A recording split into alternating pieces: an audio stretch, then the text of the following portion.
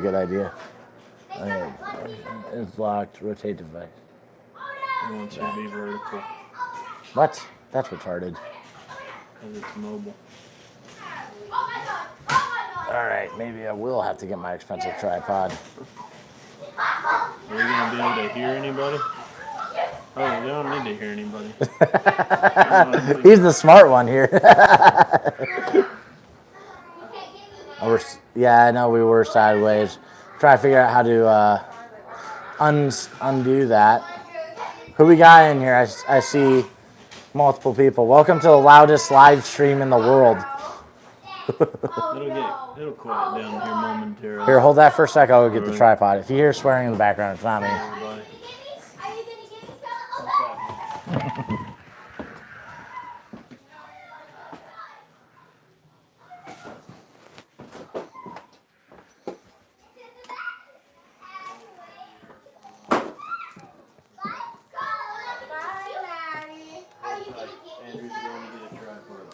We'll take a little tripod.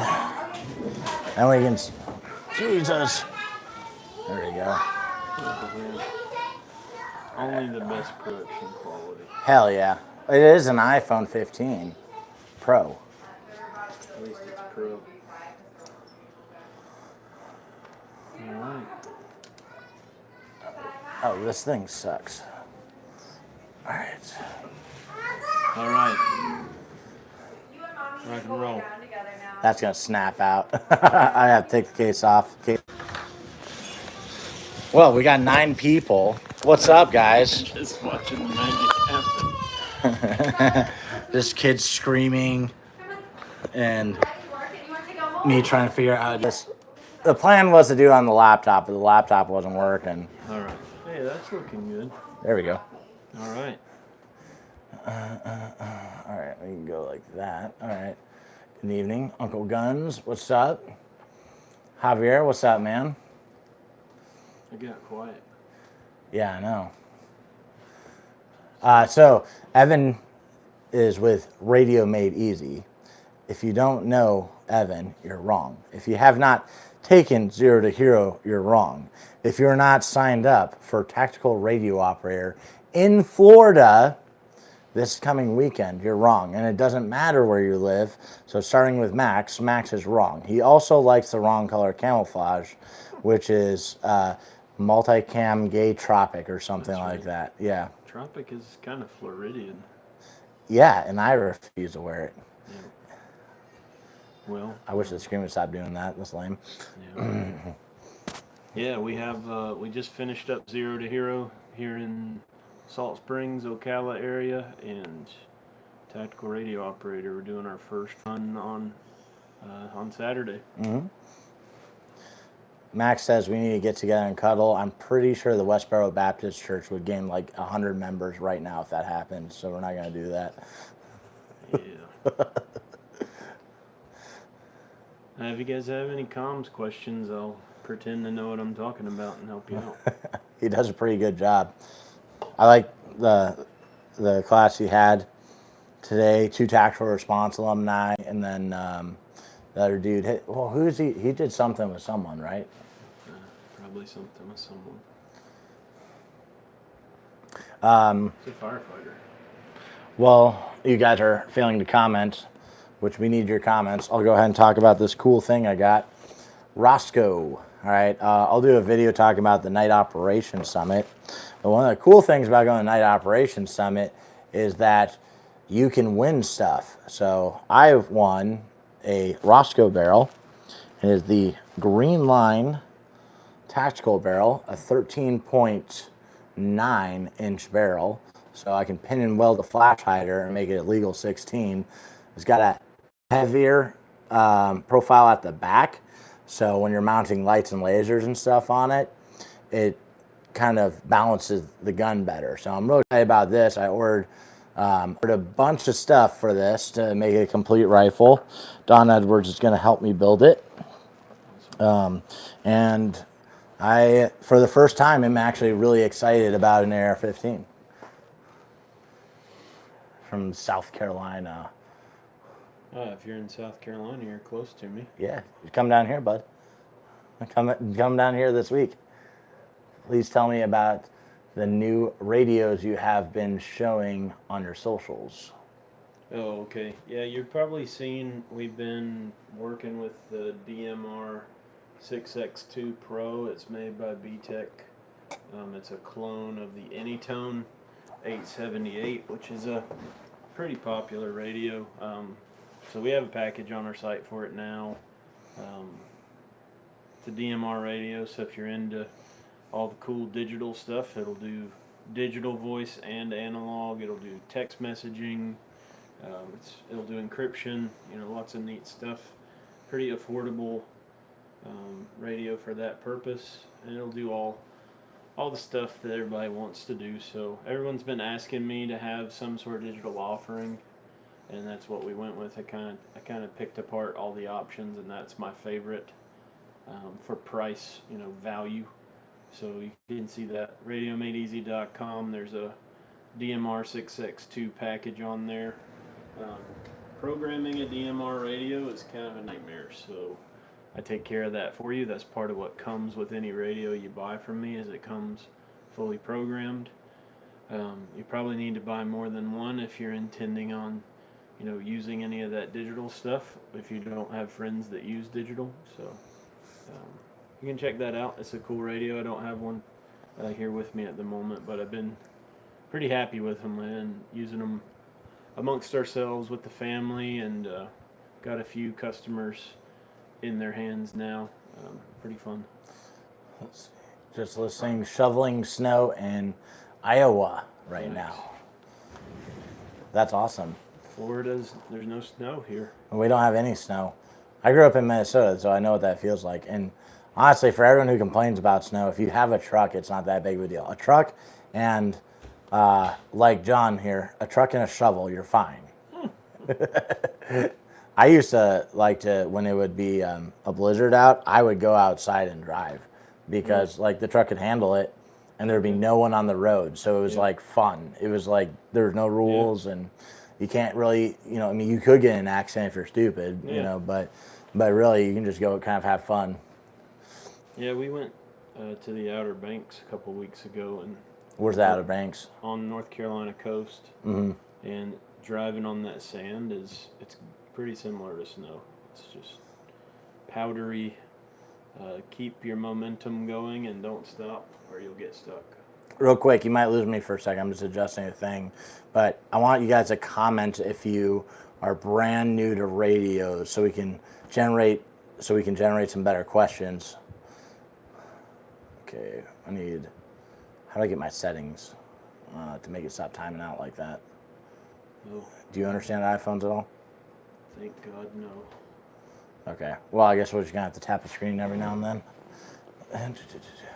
Overton, what's up, man? What's happening, Overton? I thought I had met him at SRF, but I was so low on sleep. I didn't make it there. I think it's just his name got mentioned several times, but I just started watching your channel. Good stuff. And he comments on one of my videos too. Yeah, he went smooth brain. Yep. Not against me. It was I said smooth brain, and then he tends to use that phrase all the time. Yep. Richard Eleba, how do you LB Eleba? I'm just kidding. What's up, man? Set it on fire. Yeah, I noticed when you started watching my videos. Yeah. Oh, you make a lot of really good shorts. I really want to. It makes me want to up the quality of my shorts, and I think he was coaching you on how to make yours, right? He's been very generous to shepherd me a little bit on how to do it right. So. Mm-hmm. What state is he in? Do you know? I believe Montana. Oh, damn. That's a good area. I got a buddy out in Wyoming. He loves it. He doesn't want to go anywhere. I keep trying to get people to move to Florida. Now Evan wants to start a compound. Evan's wife. Else. Yeah. Here, let's back up so we're actually in frame. This looks terrible. There you go. All right. Yeah, Wyoming and Montana are not the same place. Yeah, but it's like that area is what I'm saying. 1,000 miles apart. Montana. Yeah, so up that vast. that big area is. We worry about city to city and state to state here. That's too far away. That's right. That's just one section. What's baby NORAD? I don't know. He's just trying to confuse me again. Chubb wants to go by. Well, this is exciting. So, okay, Big. explain the different types of radios, like the different bands that they use. Okay, so what your mind probably goes to when you think radios is going to be, a two-way radio, right? A handheld radio, push to talk on the side. Those are similar. If you've had walkie-talkies, similar technology to all the other handhelds. They primarily use UHF and VHF. The main thing to remember with those is they depend on line of sight. So you're going to need to get to an elevated position or talk through a repeater to be able to get any kind of meaningful range out of those. They're great for around your property or staying in touch with people, within 1 to 5 miles. Pretty good estimate. Then you kind of step up into mobile radios. Those run on 12-volt power. They're pushing about 10 times the amount of output power of a handheld, and that allows you to run much higher antenna. So if you have something mounted on your roof or up on a tower, it gives you more power to punch through obstructions like foliage or walls or whatever you may be running into there. Those are still UHF, VHF typically, so really to get out of that line of sight limitation, you need to go to an HF radio. You're no longer depending on being able to see the destination for your signal. You're going to be able to bounce it off the atmosphere, so you're going from 1 to 5 miles radio to radio, 50 miles using a repeater, up to thousands of miles with HF. So once people get the HF bug, they kind of discover, wow, there's this whole world available to me that kind of opens your horizons. So, Is HF kind of like the night vision of the radio world, in a way? Yeah, I would say it aligns with it in a lot of ways. It's Cost like, yeah. and capability. Yeah, it's like, and it's like something you don't realize you need until you understand it, Yeah. So basically you kind of want all three. You want something to be able to talk local, you want something to put in your vehicle. Like Evan and his wife will have radios running, and they have 2 vehicles that they're driving everywhere, Right. and they don't have to pick up a phone, they just talk on the radio. A lot safer, more convenient. And then HF, you can talk around the world, like Regionally all the way to intercontinental. Yeah, one of our students that was in his first class, and he's on a bunch with me. He is now communicating like to Australia, and I think Europe too, from here in Florida. Yeah. And he's involved with a bunch of clubs and stuff. Actually, he's been doing a lot of stuff with Brian from Occam Defense. He's really big into radios too. Yeah. Francisco, what's it take to do a class in Florida, or we come to you for a rifle class? Well, Rifleman 1 is the class I suggest for a rifle class, and it's $400 right now. I want to raise those prices eventually, because it is really cheap. I want to keep them the same, but I'm going to have to raise that price eventually. 2-day class, it's all inside 25 yards. Most likely place you're going to have to shoot someone is going to be, with a rifle, is going to be in your house. So it's all about being able to dominate that distance, and it's more of a tactical or a gunfighting class than a shooting class. And then if you are planning on coming down and you want to do a full trip like that, might as well do more than one class, so you can communicate with me and we can put up Rifleman 1 and another class. I would suggest Carry Pistol 1, or if you are like, I've done a ton of pistol training, make sure you've done pistol training first, okay? But then we could put up like Practical Distance Rifleman or Marksman or Rifle Skills or something like that. Bob Lester, what's up, man? Hey, we need to get the patrolling class set up at your place. Yeah, we'll be at his place in January doing both of these classes. Can you read Overton's? Okay. How irrelevant is wattage compared to the elevation of your antenna, even a few feet? Yeah, so you're gonna be deceived by a lot of bait and switch marketing when it comes to wattage or power output on a radio. You would attend, as guys, we think, oh, it's like horsepower, right? Like the power of the radio. And if you step from a Toyota Camry with 150 horsepower all the way up to a sports car with 500 horsepower, you're really doing something, right? So we think, okay, I double my power on my vehicle or quadruple it, then I'm quadrupling my speed. It is not that way with radio, unfortunately. So power follows what's called a logarithmic curve as far as effectiveness. So meaning it curves very steeply. So it takes a long time for it to become an effective multiplier. So you're really limited by increasing your power. It costs a lot of money and is very expensive to increase your power to a point that it's meaningful. So don't be deceived by the idea that this radio has 8 watts and that one only has 5, so it's better. You've got a real hill of beans with that, right? It's pretty meaningless. 5 watts, 8 watts, 10 watts even are pretty much the same. You could do like an online, the online class you want to do, just a buyer's guide class. Sure. Would be perfect. Because that would save so much headache. Yeah, and I mean, basically it comes down to we look for, features of things that help us. They appear to help us decide which one's better. Wattage is not one of those things. What you really want to look for in a radio are 2 main things. You want a really high quality receiver, right? You want it to be very sensitive so that it can pick up weak signals, right? And the quality of the receiver in a higher end radio is going to hear things better than, think about it like a set of headphones, right? If you pay $10 for gas station headphones versus $300 for Bose or Sony or JBL or some really high-end headphones, they're going to have much better audio quality.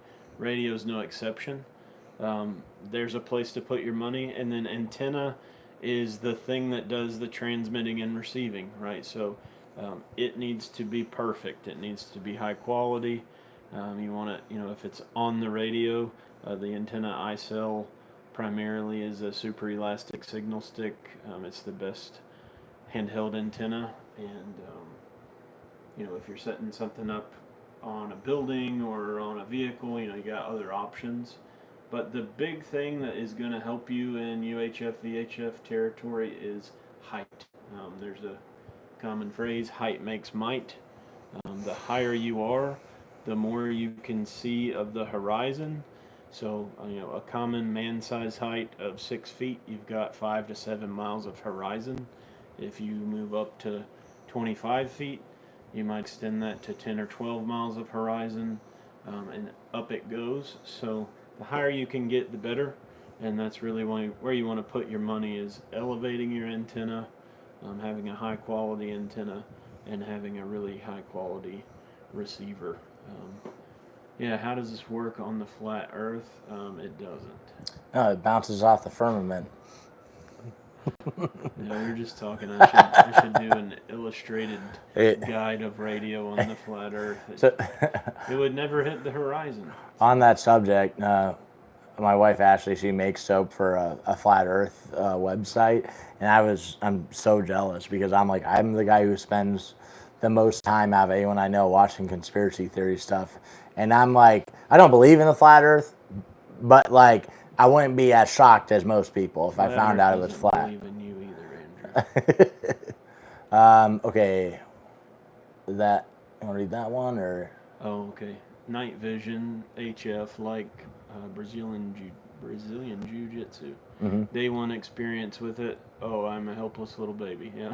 Yeah, yeah. Yeah. I mean, like anything meaningful, you're gonna feel very overwhelmed by the subject, especially if you don't have a good guide.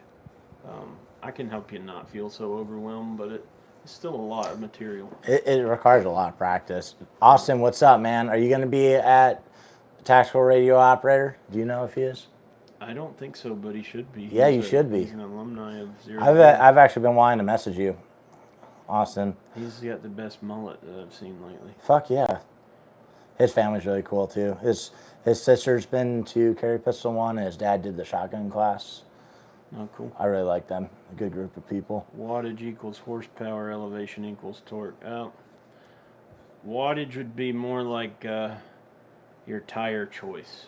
Like it's really not a meaningful thing. It's one of those things that would be low on the list of things to prioritize. Put it this way. The way you measure signal strength is on an S meter. It goes from 1 to 9. So imagine a little needle bouncing from 1 to 9, interpreting how strong your signal is. To make it go from a 7 to an 8, you have to quadruple your power.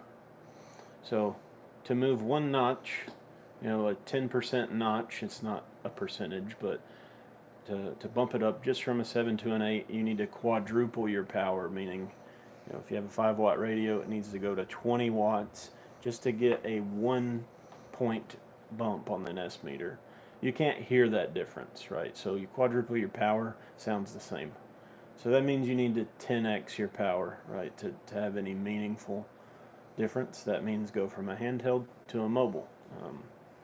You're not going to notice any difference between any handhelds on the market. They're all going to sound the same.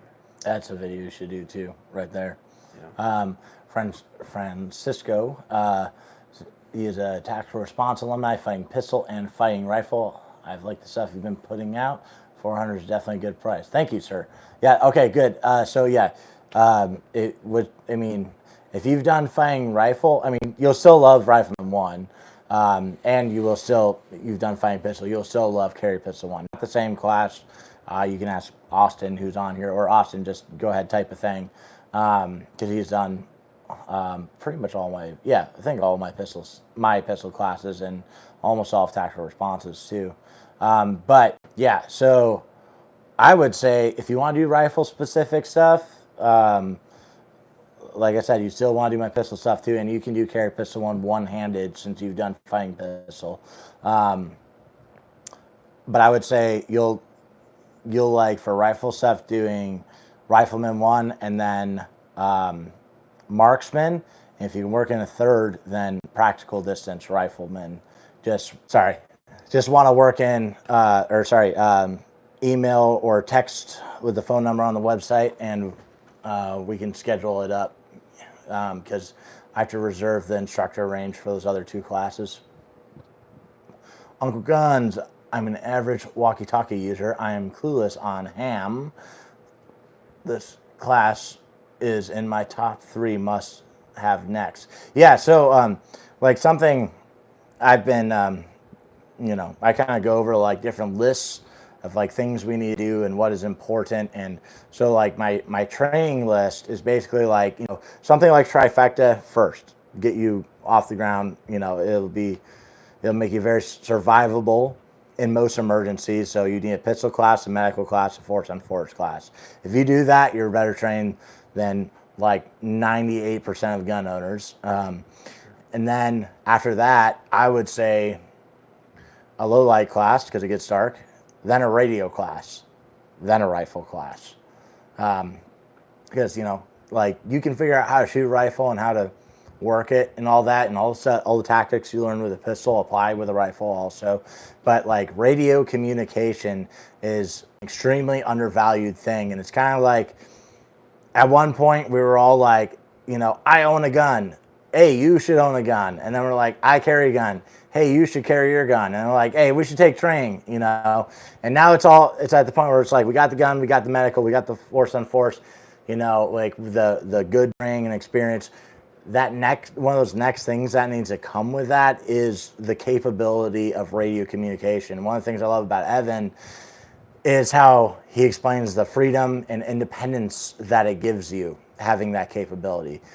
So yes, everyone needs radio training. I need to take Zero to Hero, and I'm like real excited for this coming weekend with Tactical Radio Operator. Okay, Max Francisco, he's a great instructor. You will enjoy any of the classes you take. Thank you, Max. Overton, how does this work on the flat earth? Oh, we already did that. Also, dinosaurs aren't real. They're not. All right. They're all dead. Did you tape up the children's mouths? No, we just kicked them out. They're outside. We got Airbnb across the street. That's where Evan's family's at.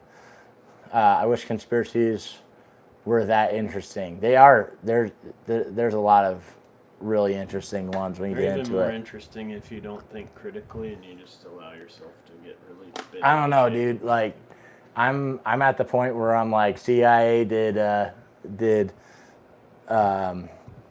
Kennedy, FBI did Martin Luther King. Then when you learn about why crack was a thing in America during the 80s, it is interesting. All right, Bob Lester's comment. Okay, talk about burst texting over radio. Yeah, so if you don't, most people don't think about this, but radio is not about voice communication anymore. It's about data over RF. So you're sending packet data or Morse code or something similar to that.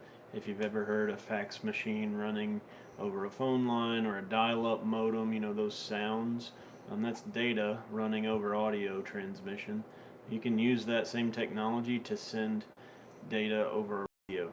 So what's cool about that is I can send you perfectly accurate information, like spelled correctly, punctuated properly, exactly as I wrote it, you receive it in seconds or less than a second. That would take me, say a statement that might take me 15-20 seconds to speak that you can barely understand because of the noise. I can send it to you perfectly in a digital mode of some kind over radio in less than a second.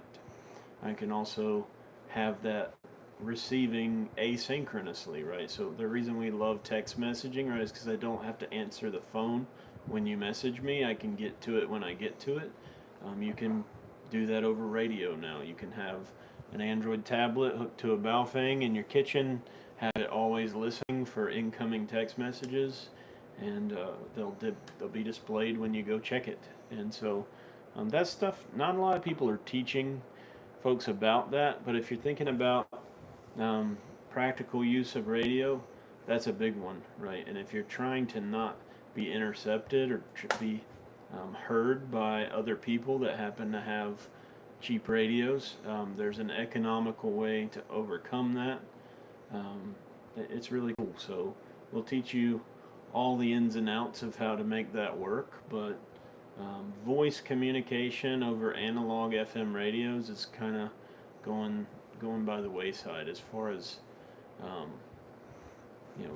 long distance communication that's not urgent. Now, if you're working in a team environment, completing a mission, and you're giving minute by minute updates, that's a little different. That's still over voice primarily, but there's a lot of other capability people don't really think about that is a fast growing area. They actually just removed the rate limit on digital modes on radio. It used to be limited to 1200 baud, which is like 1.2K. So if you had a 56K modem growing up for your dial-up internet, it was a fraction of that speed. They just took the limit off. So there's going to be a lot of innovation coming in that area. Sorry for the long-winded answer, Bob. I hope that... All right, here, I'm going to try and make it so the screen stops timing out. Stay with us for just a second. All right, hopefully that works. I don't have to keep touching the screen. All right, Austin may be sick. Stop getting sick. You're going to get yourself killed because you keep missing on training because you're sick. Also, we put up Patrolling the Homestead, Florida, for the first weekend of February. Austin, come to that because you need to finish that class. But everyone else sign up for it. practical distance rifleman, cough cough. So Austin thinks that you should take practical distance rifleman instead of marksman. It's up to you. I think it's a more usable one, but you have to keep in mind I think it's a more usable one, but you have to keep in mind he's saying that because his eyes don't work. He can't see very far. That because his eyes don't work. He can't see very far. If you ever take a class with Austin, That's why you get along so well. You'll hear him. Yeah, we're blind buddies. All right.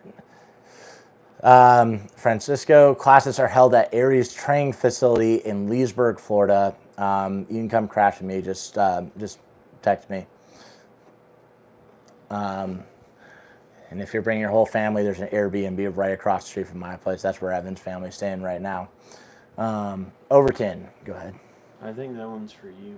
Oh, yeah, okay. Do you have any special considerations or lack thereof for civilians trying to be squared away as far as guns and tactics go when they're comparing themselves to movies mostly? That's a pretty actually good question, because I never really appreciate the fact that people watch movies and see stuff on there. I mean, I would say more guys are watching stuff on YouTube.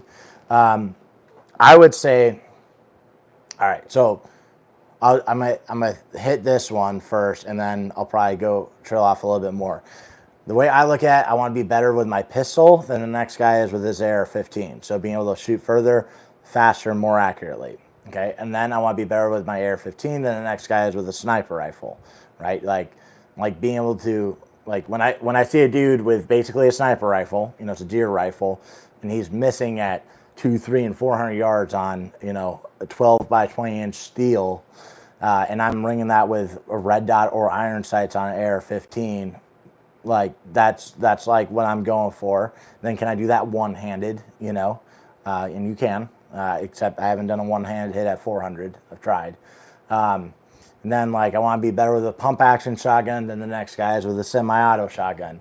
So there's kind of a standard there where if I go to a range and I'm not looking for the shittiest shooter, I'm looking for the majority of shooters, because I think about the bad guy, he'll probably be like them. I want to be with that shittier gun. I want to be better than him with his gun, right? So that if a dude's shooting an AR-15 at the mall at people, I'm not worried about it because I have a pistol. So that's one of the philosophies. Now, in comparison to movies and stuff, I mean, I kind of feel like, and you can chime in on this too, and y'all in the comments, but I feel like when guys take training classes, they kind of stop doing that movie comparison as much. And I think they more look at the other dudes in class, and generally there'll be a few people in class that you get inspired by. You're like, wow, man, that dude's really slaying it. And hopefully the instructor's doing that. Many times there'll be, students in the class that are way better shots than the instructors, but that's because that's what their focus has been on. And just because you're bad at one thing doesn't mean you're bad. It just means you have to work harder at that. It may have came more naturally for that person even, or they just have more time doing it. As far as the standard, I would say the standard that you should go for is being able to take force on force scenarios and complete them. Victorious. Yeah, and win. Well, and that's what I was going to say. I think your mindset is a little far down the road. Yeah. What it really boils down to is mindset. And I don't mean to plagiarize other curriculum, like tactical response focuses on mindset. I really believe that, right? What sets you apart is, do you have the will to fight and be victorious, right? If you don't have that, I don't care how competent you are with any weapon, you're not going to win because you don't know how to fight. And you don't know how to fight, in your head. It's if you don't have the mindset to have your stuff on you, to be your first line of defense for your family, the bodyguard for your family, the first responder for all your own emergencies, right? If that's not central to your life philosophy,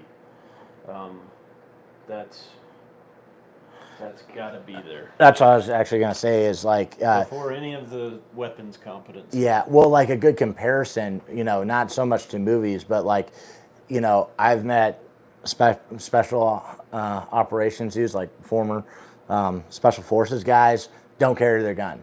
I've met special forces medics that I can apply a tourniquet better than they can, right? I don't have all the same knowledge, but like as far as having the mindset to carry and be able to implement, here, come get in camera. I'm sorry. But having the mindset to carry that stuff, to get practice with it, get good at it, that does matter more than anything. Like if you're not carrying your gun because you have an excuse, there's no reason to not carry your gun. There's only excuses people make. All right. Then there's no reason to not carry your medical. There's only excuses people make. Right. And you kind of mature past like the shaming of that, and it's just very matter of fact. After a while, you're just like, well, yeah, it's just what we do. Right. It's cool coming to visit you guys because like everybody's carrying guns. Like right. our wives, we're just like it's totally normal. Our kids know gun safety. Yeah. We're like reciting the firearm safety rules at 4 years old. Like it's just part of the culture. Yeah. You need to be in the gun culture. Like I would trust my 9-year-old with a loaded gun more than I would, 90% of adults. More than that, yeah. Yeah. So like, good comparison. How to compare yourself as a civilian. I mean, it's just simply like, you have the mindset to carry the stuff, to get good with it, and to pursue training and to always try to make yourself better. I think that's a simple way to put it. Like, do you have the guts when someone's threatening your life? You'll learn that in a force-on-force scenario. Are you prey or are you predator? Right? Like, are you gonna freeze and panic? And you probably will when you start. But man. Force on force, you need to do force on force. The fight at tactical response for me was more stressful than the actual gunfights I was in Afghanistan. Sure it was. Because it was up close, personal, you're alone. There's gray areas, you might fucking shoot the wrong person, and you'll look stupid in front of your peers, I was telling a guy today how many hard lessons I won that I would have had to die in real life to learn that lesson. So you get to learn lessons that usually people have to die to learn, but you don't have to die. So that's a plus. Okay. So funny thing, Ashley was talking with a couple people, and one of them was a concealed carry instructor in Florida, and she said they were talking about how Florida has constitutional carry now. It's actually not that good, but anyways, you don't need a permit to carry a gun. And they're like, well, what do you think about it? And the concealed carry instructor was like, oh, I don't like it. You got untrained people, blah, blah, blah. They're carrying guns. And I just thought in my head, I'm like, what if I said that if you're issuing a concealed carry permit, you have to have been successfully completing force-on-force classes, like winning the scenarios, and be carrying medical and have done medical training within the past year? Because you wouldn't be issuing a fucking permit then, There'd be 6 people in the whole state with that permit. Max.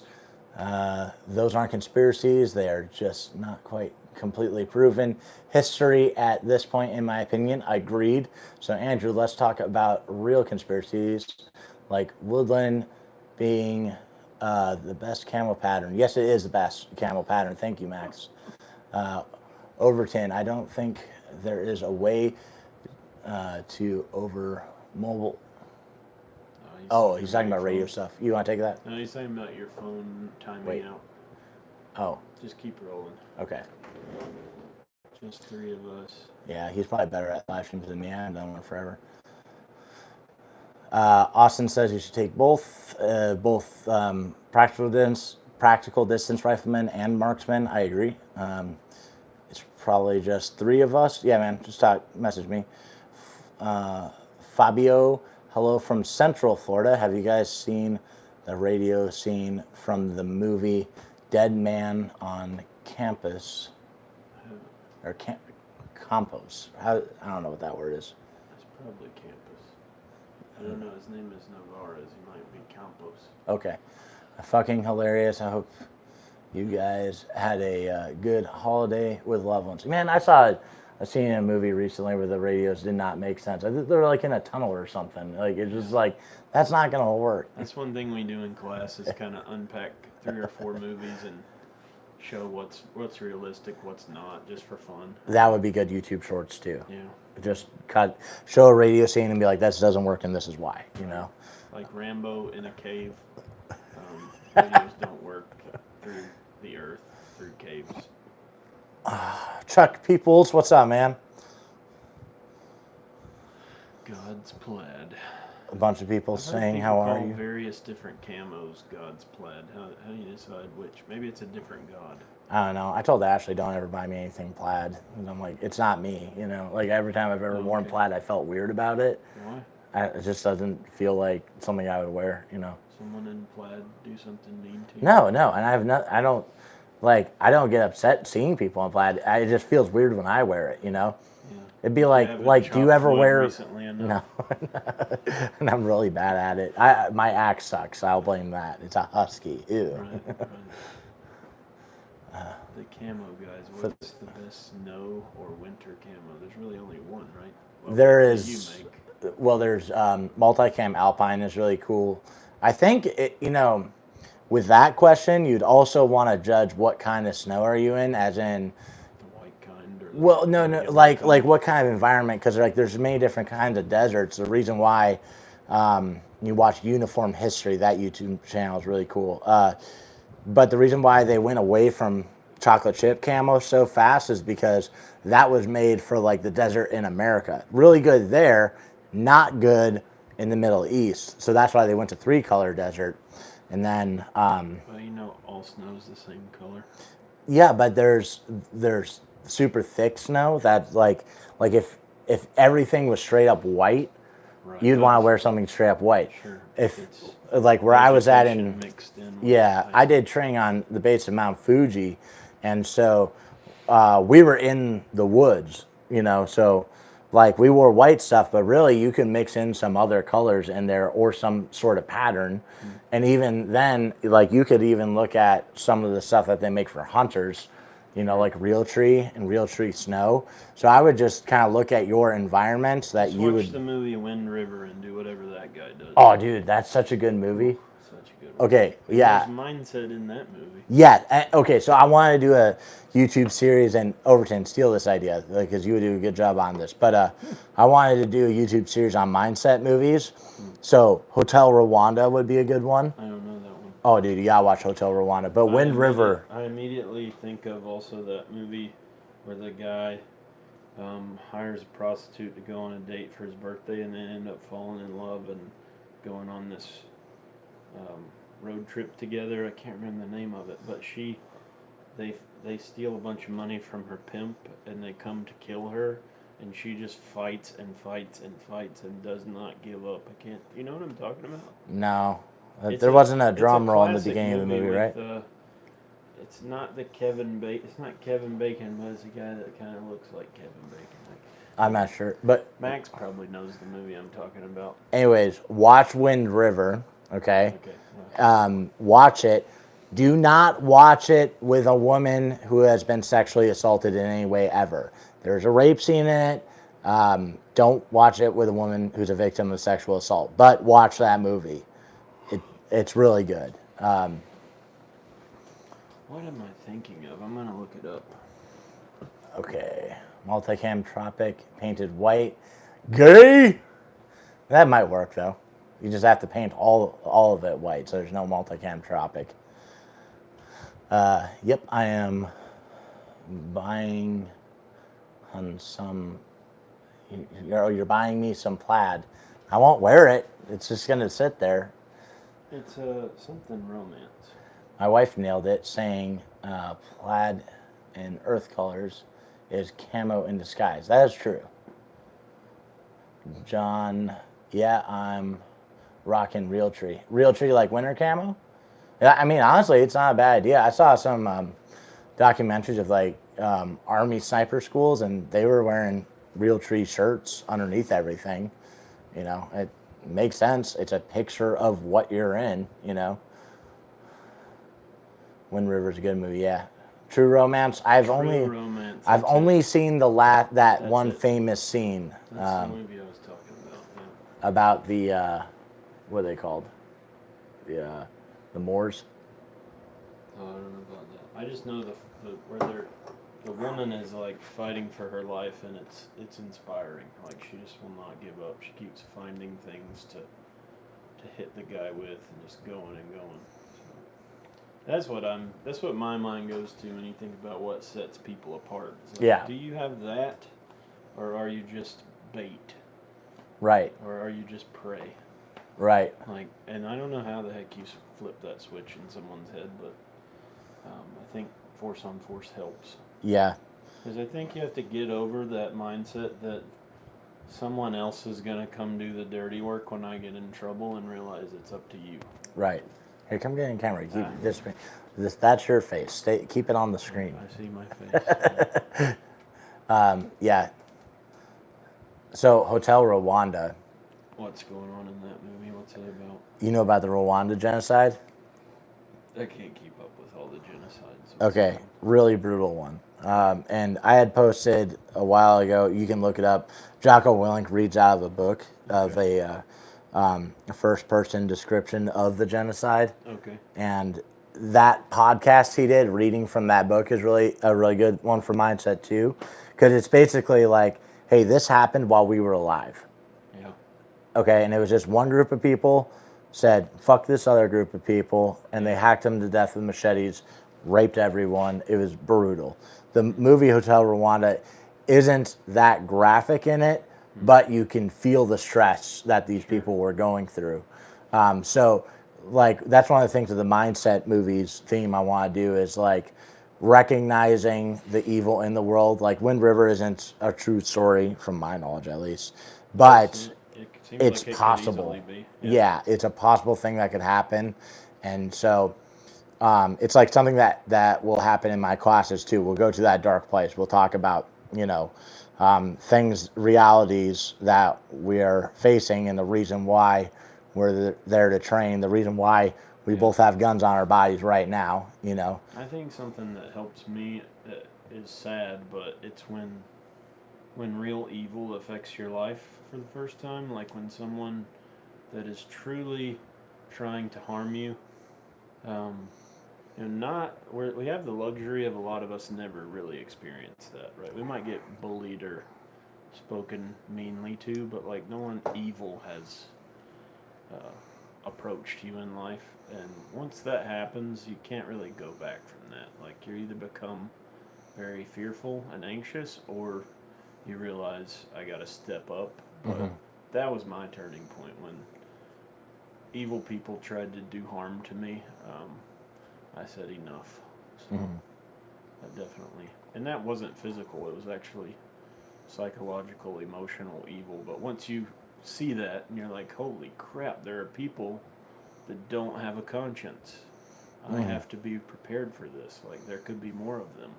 Yeah, one thing that's good for mindset too, I've posted it a few times, but like understanding the difference between like a normal human being, a narcissist, a sociopath, and a psychopath, and understanding like they're not like you. Like, and for a lot of them, there's only one cure for them. There's only one way to stop them. Okay. But if you never want to be put in that position, the best thing to do is not look like an easy target. Yeah. Don't look like prey. Don't look like food. Yeah. Food, yeah. And food doesn't carry a gun either. Like, yeah, that's true. Like you want to be food, just like, oh, I don't need to, I don't need all that. I don't need to carry medical. You're like, yeah, okay, you're food. It's like I don't even try to convince people anymore. I'm like, oh, okay, you just don't care, like. Yeah, I mean, I think I probably have a heavy dose of that because I don't. I'm a counselor part-time, so I deal with people all the time that are not ready to change, that they say they're ready to change, but they're not, so I just, let them carry on with life till they get tired of trying not to try. So, we got a lot going on here. I think it's important to be able to tap into that perspective of evil to get your mindset into the right place. Yeah, you have to recognize it as a real thing. It's like I don't know, you're a better Christian than me, I'm sure, but you have to recognize like that, like, evil is a real thing, Sure. and the devil is trying to get you, you know, in order to be able to really go to God, I think, you know. But well, that's a separate thing for sure. But I think what I'm getting at is people, not the devil. Like just evil yeah, people. but like you have, like Max is saying, you have to be able to recognize evil to be able to get your mindset right, you know. Anyways, yeah. Yeah. I'm not tapping into evil to do harm to people. No. I don't know if that's what he means. Like, I don't need to tap into No, evil. tap into the perspective of it. Just understand that what they're trying to do to you. Sure, I agree. Overton, or you go to the place where you can't wait for someone to give you a reason to bite your eyeballs out. Bite your eyeball out. Yeah, I don't. That's graphic. I like that. More comments like that, Overton. You should make a whole story around that, please. Evan, FYI, mood rings past few nights. It's not Christmas. What? What is he talking about? I don't know. Rich LB smoking crack again. I fear no evil because I am the baddest motherfucker in this valley. Yes. Yeah, definitely after I had enough training, I started feeling a little bit of that, right? Like, You feel a lot more confident. very empowered. Yeah. And it doesn't even matter if it's with a gun or not. It's just like, yeah, I'm paying attention. No one else is. Yeah, it's like I remember a distinct feeling like growing up where I'd be in a bad neighborhood or a ghetto or something. I'd be like, man, this is dangerous. Right. Now, I mean, I avoid those places, but now for me, the area that gets me most nervous, 'cause I've been in positions where I thought I might have to shoot that guy, or if he does this thing, I'm going to have to shoot that guy, right?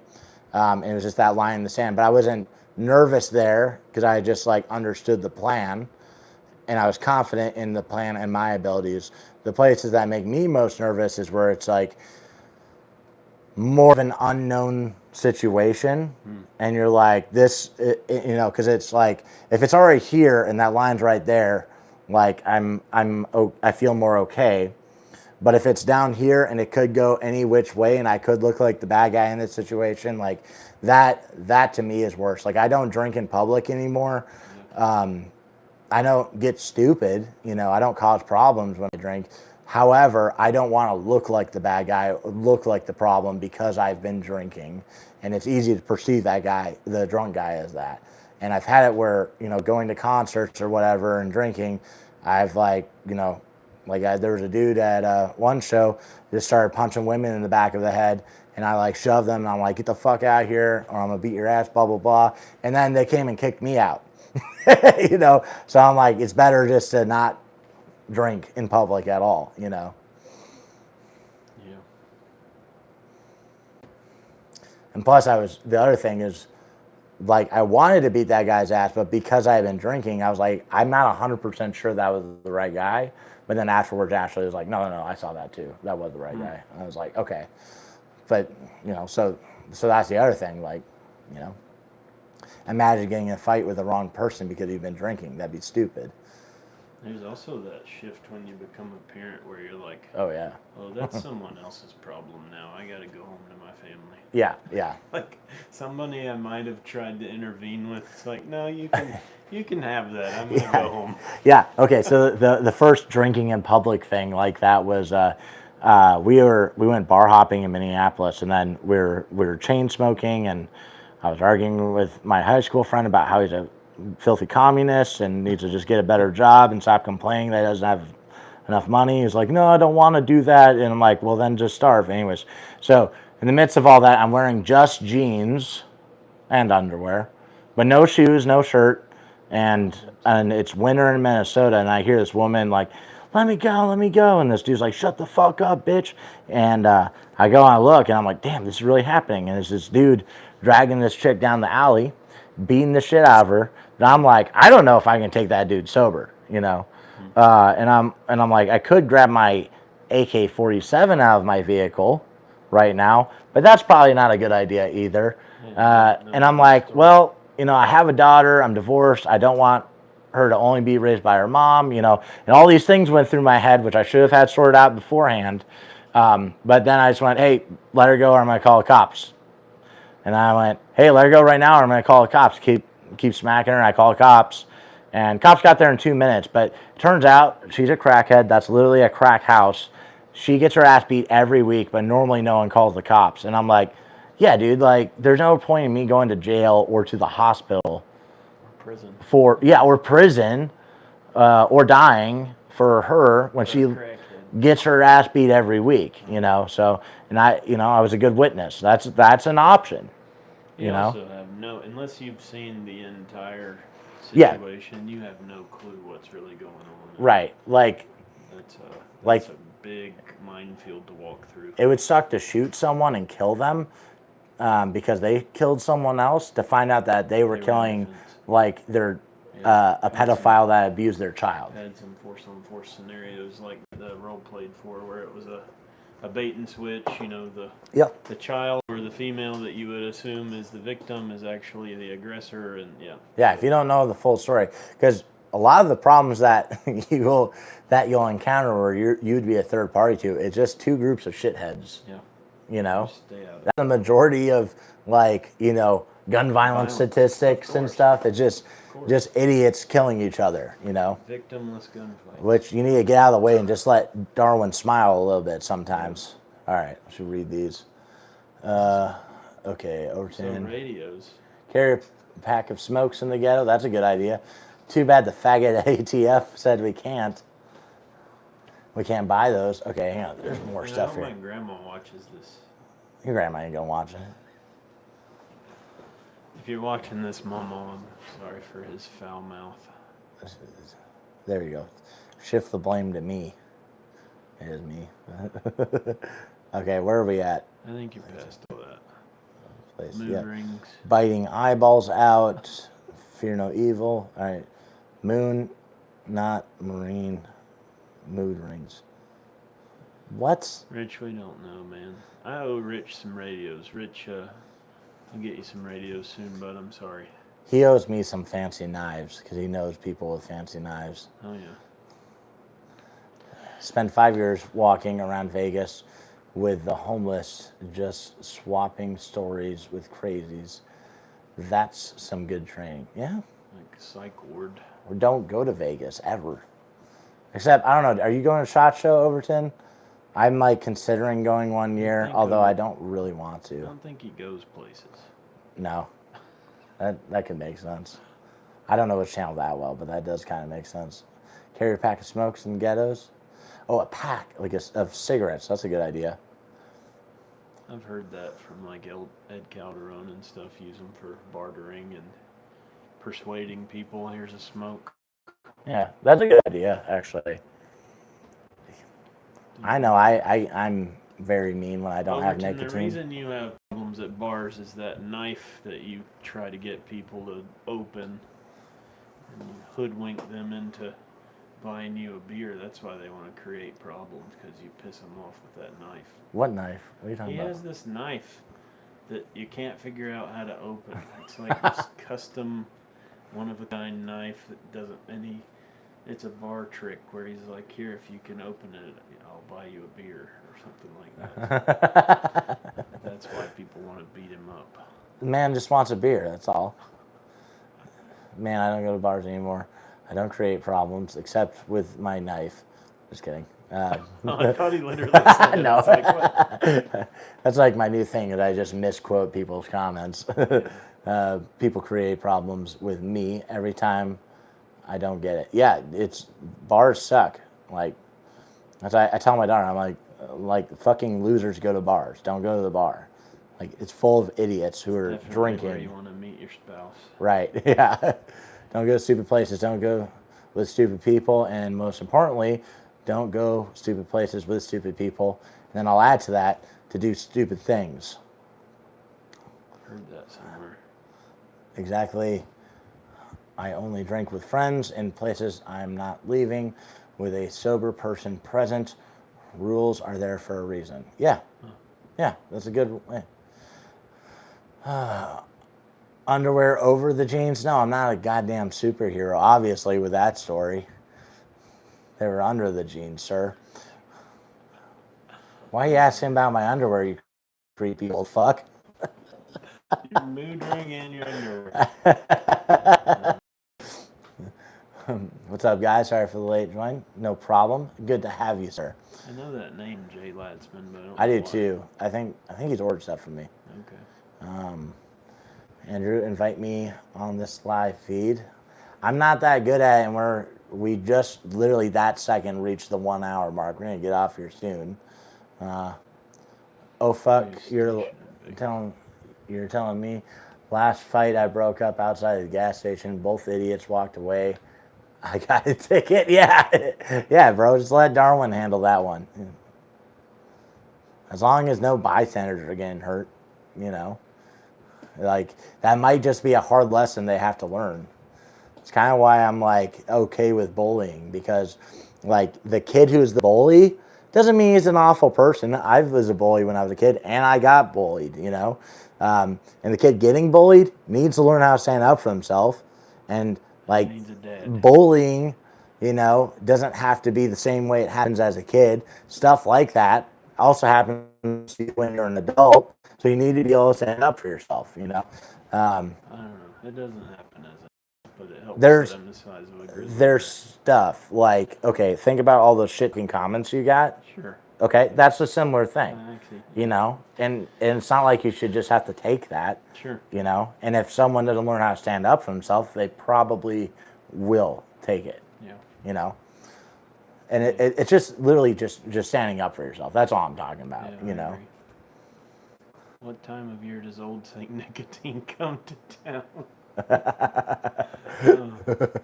I got it. I'll be right back. I grab something.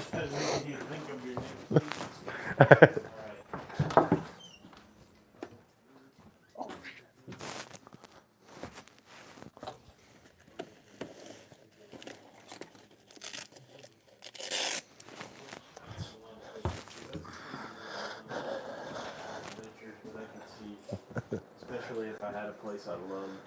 Casey Loftus sent me this. That's awesome. It may look backwards on your camera. It's right though. That's cool.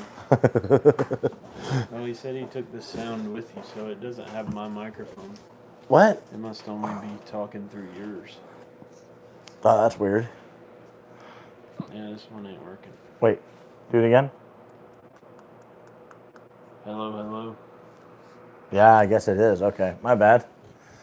You guys have missed all my underhanded jokes. It's tragic. There's the power button. How about now? How about now? Oh, there we go. All right, I'm going to blame you on that one.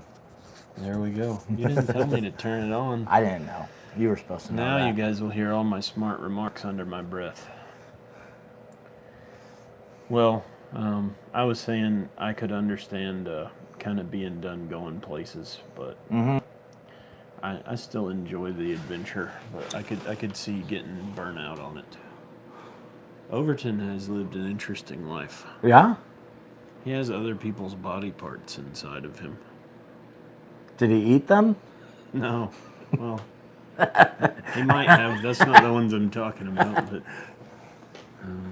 I think you were saying something about that earlier. And you were at a Democrat. What's God that? Almighty. There you go. Well, Old Saint Nicotine. Yeah, so someone shit talking on my shorts called me that, and I'm like, I had to post that. I'm like, yeah, honestly, I'm not mad. This is funny. Like, I'm not listening to Old Saint Nicotine over here. That might be like a common saying, but I've never heard it. It's really good. It's really good for me, especially. Yeah. That's right. He was talking about eating eyeballs, and now we find out he's got somebody else's heart. Man. Yeah. I think I was going to say about the mindset thing with radio, too. I try to integrate that in what I teach. Like, it's something unique, not to be a shill, but I am my own main shill for Radio Made Easy. You're not a shill. You're promoting yourself. But you're not going to find a radio class from a person with my mindset. They just don't exist. A shill is like, okay, I don't like Springfield products. Okay. And Springfield said, here's money. Tell people you like my products. And I told people I like their products for their money. Right. That is shilling. Okay. But if you believe in a thing, even if you get money or not, and you tell people to use that thing, then you just believe in it, you know? It's like when the most bullshit thing people say about salesmen, like, oh, I couldn't be a salesman because I have too much integrity. It's like, well, just sell shit you believe in. That's what I do, you know? Yeah. Even if there's a product that like I make and I'm like, you don't need this, I'll tell people that. They still want it though, so I'll make it for them. If requires a lack of integrity, you just haven't had to sell anything before. Yeah, if you've ever... You just have a job. If you have created a child with a willing woman, you're a great salesman, you know?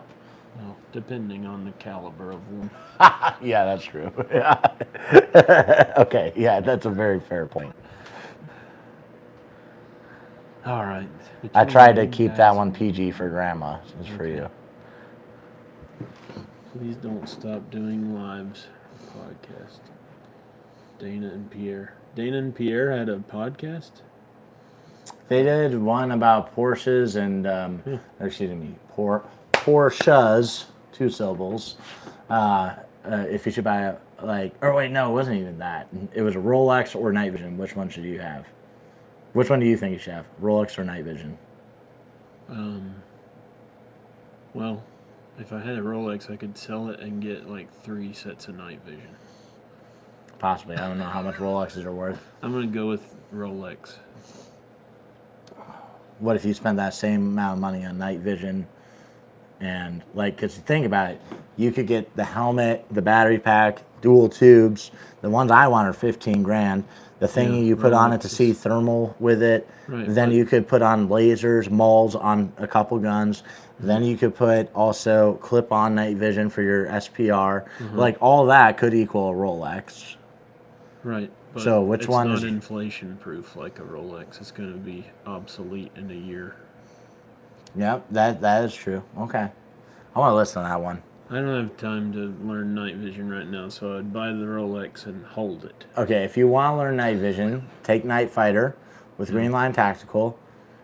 You can also, and you should just do this anyways, become a member of Sam Houston, Silent Solutions, Patreon. Silent Solutions on Patreon. Ask him night vision questions. He's built like over 10,000 sets of night vision for TNVC. He is a super autistic nerd about it, and he knows his shit. He's the guy who teaches the lecture portion at Night Fighter with Green Line Tactical. And you do need night vision. It's like, you need a radio stuff first, but you do need night vision. It's on the list. It's on my list. Rolex first, too. No. You should get a Rolex. I think you should. If you put it this way, if you're trapped in Mexico, can night vision get you home? Yes. How? You can see in the fucking dark. It doesn't get you home. It just makes you see in the dark while you're in Mexico. You're better at robbing people and getting cars and stuff. Like, it gets you a lot of good stuff. So a lack of character and night vision. Not if you're robbing cartel. You're like a good guy. Those are people too, man. No. They put people in like vats of oil and light them on fire. Like, well, they're people too. You would do that to the right person. They're the right person. He's just trying to fuck with me. I'm just playing cartel advocate. That would be a good handle, cartel advocate. I don't know. I think there's some form of justice in the cartel system that we could learn from. You know? I agree. Yeah. Brutality toward your enemies. Well, I saw a video where they caught a pedophile. I'm not sure I want to be on record saying that. I'm sorry. Okay, Rolling Stone. They caught a pedophile, and they tied him up and let a dog just maul at his privates. Sure. I'm like, that's pretty cool. Like, hopefully they were right about that. Like, maybe we should buy drugs from them. Just kidding. Don't do drugs. That's drugs the challenge in my mind, is making sure you're right about the accusation you've made. Mm-hmm. Yeah, no. I'm okay with the idea of the brutality as long as you're certain that you're correct. Yeah, so I'm against the death penalty, not because I think super evil people shouldn't die. I'm against it because prosecutors are They're incentivized. maybe more evil than the people prosecute. that did the crime. Yeah, there's human error. There's dirty people, and I don't believe in our juries in suck. our legal system at all. I think it is a failed system. All the wrong people are on juries. They're people that don't have anything better to do. They couldn't get out of jury duty. Well, okay, but what would James say? He'd say you should go on jury I duty. agree. I've tried, but they won't let me stay on because I'm too principled. I don't think they would let me just because of the way I talk. I had one that was hilarious. I got on this first-degree murder jury. Holy shit. For half a day. And so it was just for jury selection. I got picked, and they're interviewing me as a juror, like asking me all about my experience with photography and video. Because apparently the state's whole case was based on footage that they had of this guy doing the crime. And they're like, so what do you know about enhancing video? I'm like, well, you can't. And they're like, well, tell us more. I'm just telling them everything I know about, like, obviously what you see on CSI is not real. You can't just say enhance and, a 4-pixel wide video turns into HD. So. Well, can't you kind of do that with AI now? Yeah, but it's not real. It's imagining things. It's inventing things. Yeah, so. It's filling in the blank, and okay. So we're basically never going to be able to trust any surveillance footage ever again. Well, that, and they can deep fake the shit out of you. Like this. I wasn't even talking about that with these guys, but they were so interested in everything I knew, and then they kicked me off. Oh, wow. It's like, he's too smart, I guess. Or get rid of him. He's going to convince everyone not guilty. Kick him off. Yeah. You're going to really have to persuade me to convict someone of murder. Right, yeah. And that's the way it should be, That's the way it's meant to be. 2 wrongs do, in fact, make a right when it comes to the cartel. I see. Cheapest Rolex is around 14 grand. Yeah. Okay, so, they're saying Rolex. Everyone who said Rolex is wrong. So everyone except you. Everyone except for me is wrong. Oh, that's great. Okay, think of night vision is a superpower. A Rolex tells time and is expensive. And you can meet cool people because you have a Rolex. But I imagine if you have the $14,000 Rolex, you're not really going to meet the coolest people. You're going to meet the other people who are trying to do the same thing as you. There's levels of cool. Like there's Andrew cool, there's Evan cool, there's Rolex cool. Mm-hmm. There's high-end Rolex. There's night vision. There's quad tube cool. All right. Well, you're picking the best night vision and the worst Rolex in comparison. Have you ever looked through them? Yes. Quads? It was a mistake. Why? Because I immediately wanted them. Quads, just duals. Okay. You haven't looked through quads? No. Okay. How many screens do you see on quads? What does it look like? What do you think? None, I imagine. Just continuous night vision. It's like 3. So dual tubes becomes 1 image. Right. Now you can get a thing that makes them go like that, and it's a bigger image. But then when you have quads, the 2 in the middle become 1, and the 2 on the sides are their own, and they're all kind of connected together. They're really cool. But I can say because they don't look as cool as dual tubes, you might just want dual tubes, like for a coolness factor. That's the best factor. Like, I don't know, I'm pretty maxed out on cool. All right, let's keep getting through these. All right. These are old. You're like 15 minutes ago here and back in time. Wait, no, I've tried not to be a shill for that red dot. Tried my best to kill it. Have you seen his red dot series? I saw the video where he's talking about. He tried to kill this cheap red dot. I think it was a recent one, but yeah. No, if it's the best you've had, dude, it's like, hey, Overton, check out PowerTac flashlights. You want the M5G3, Mic 5 Golf 3, M5G3, 2,000 lumens, $70, magnet rechargeable, runs on an 18650, and you can also run CR123s. I've gotten AKs, shotguns, MARs. I have not broken one. That's my favorite light. It's my favorite. I own Surefires. I've mess with a bunch of cloud defense and all the super Gucci American made stuff. That Chinese made $70 light is my favorite. It's bright as hell. Like, I'll do more videos on it, but just buy one. Except tonight, buy two, because it's buy one, get one half off. I love their headlamp. Oh, you have one? Dude, I want that so bad. I haven't been able to justify $200 on a headlamp yet, though. Or is it 120? It's cheaper than that, but you get buy one, get one half off on it, too. Yeah. It was great at the beach. Oh, dude, I'll bet. Fishing with that really bright red light. So I just got this, which I carry two PowerTac M5 G3s. One's a G2, one's a G3, but they're the same light. Got this for $30, 700 lumens. It's got an on button and then a change mode button. I'm gonna see if I can make it stay on, but the only thing I don't like about it is it turns off after a little bit. It also recharges on a USB-C, and it clips to your hat. I like that. It's a keychain light, and it's real small, real light. So this was $30 on Amazon. It's from Through Night. Show them your Through Night. It's not Through Night. Or what is it? Nightcore. Oh, Nightcore. My bad. Yeah, I just got this EDC 27. I just saw that, and I was like, damn. You need to tell me when you find cool lights, because I'm trying to stay up to date. But I like this because I lost 3 stilettos. They cost $200. This is $100. Yep. And 3,000.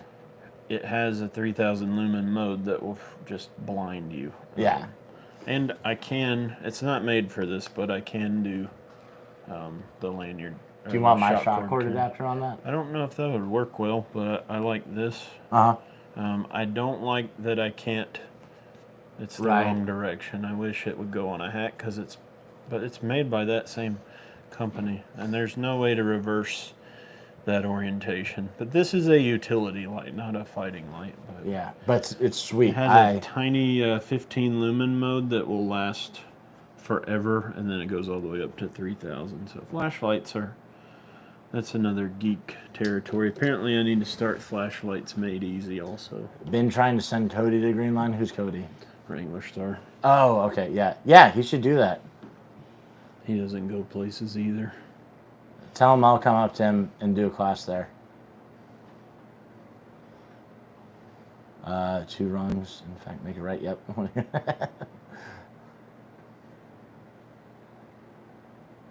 Sup?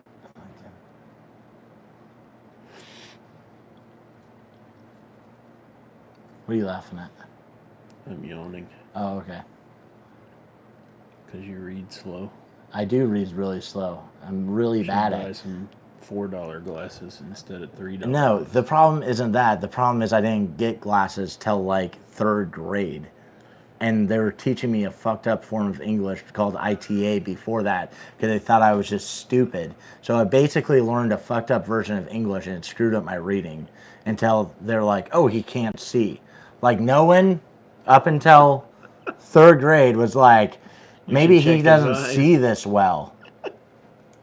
Anyways, I read slow as shit. Put 7s in the chat if you think he should spend more than $3. More than $3 on glasses. I will say, if you're a blind fuck like me, just buy them to try them out at least, and you should have some for the end of the world.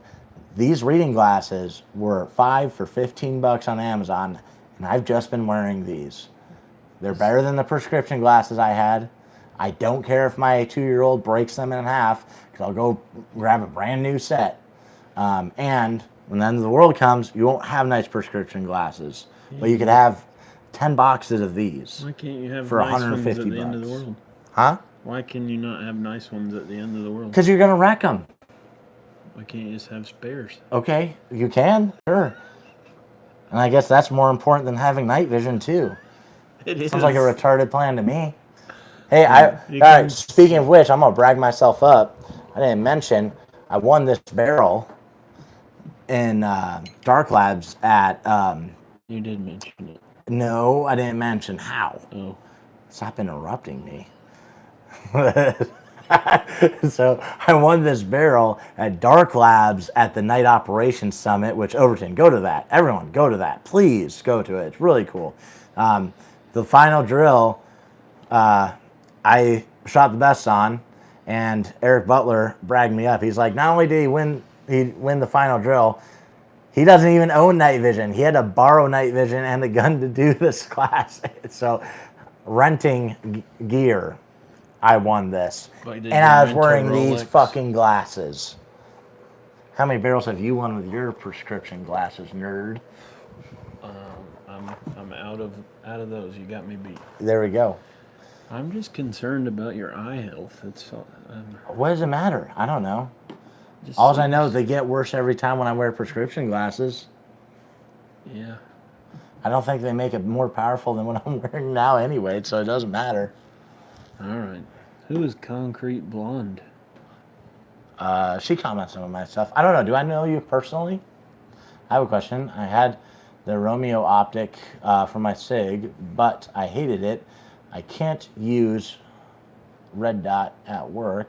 Any suggestions for a pistol optic that's more stable than the Romeo? I move around a lot on the job. I will say I like enclosed optics. Overton would probably argue with me on this.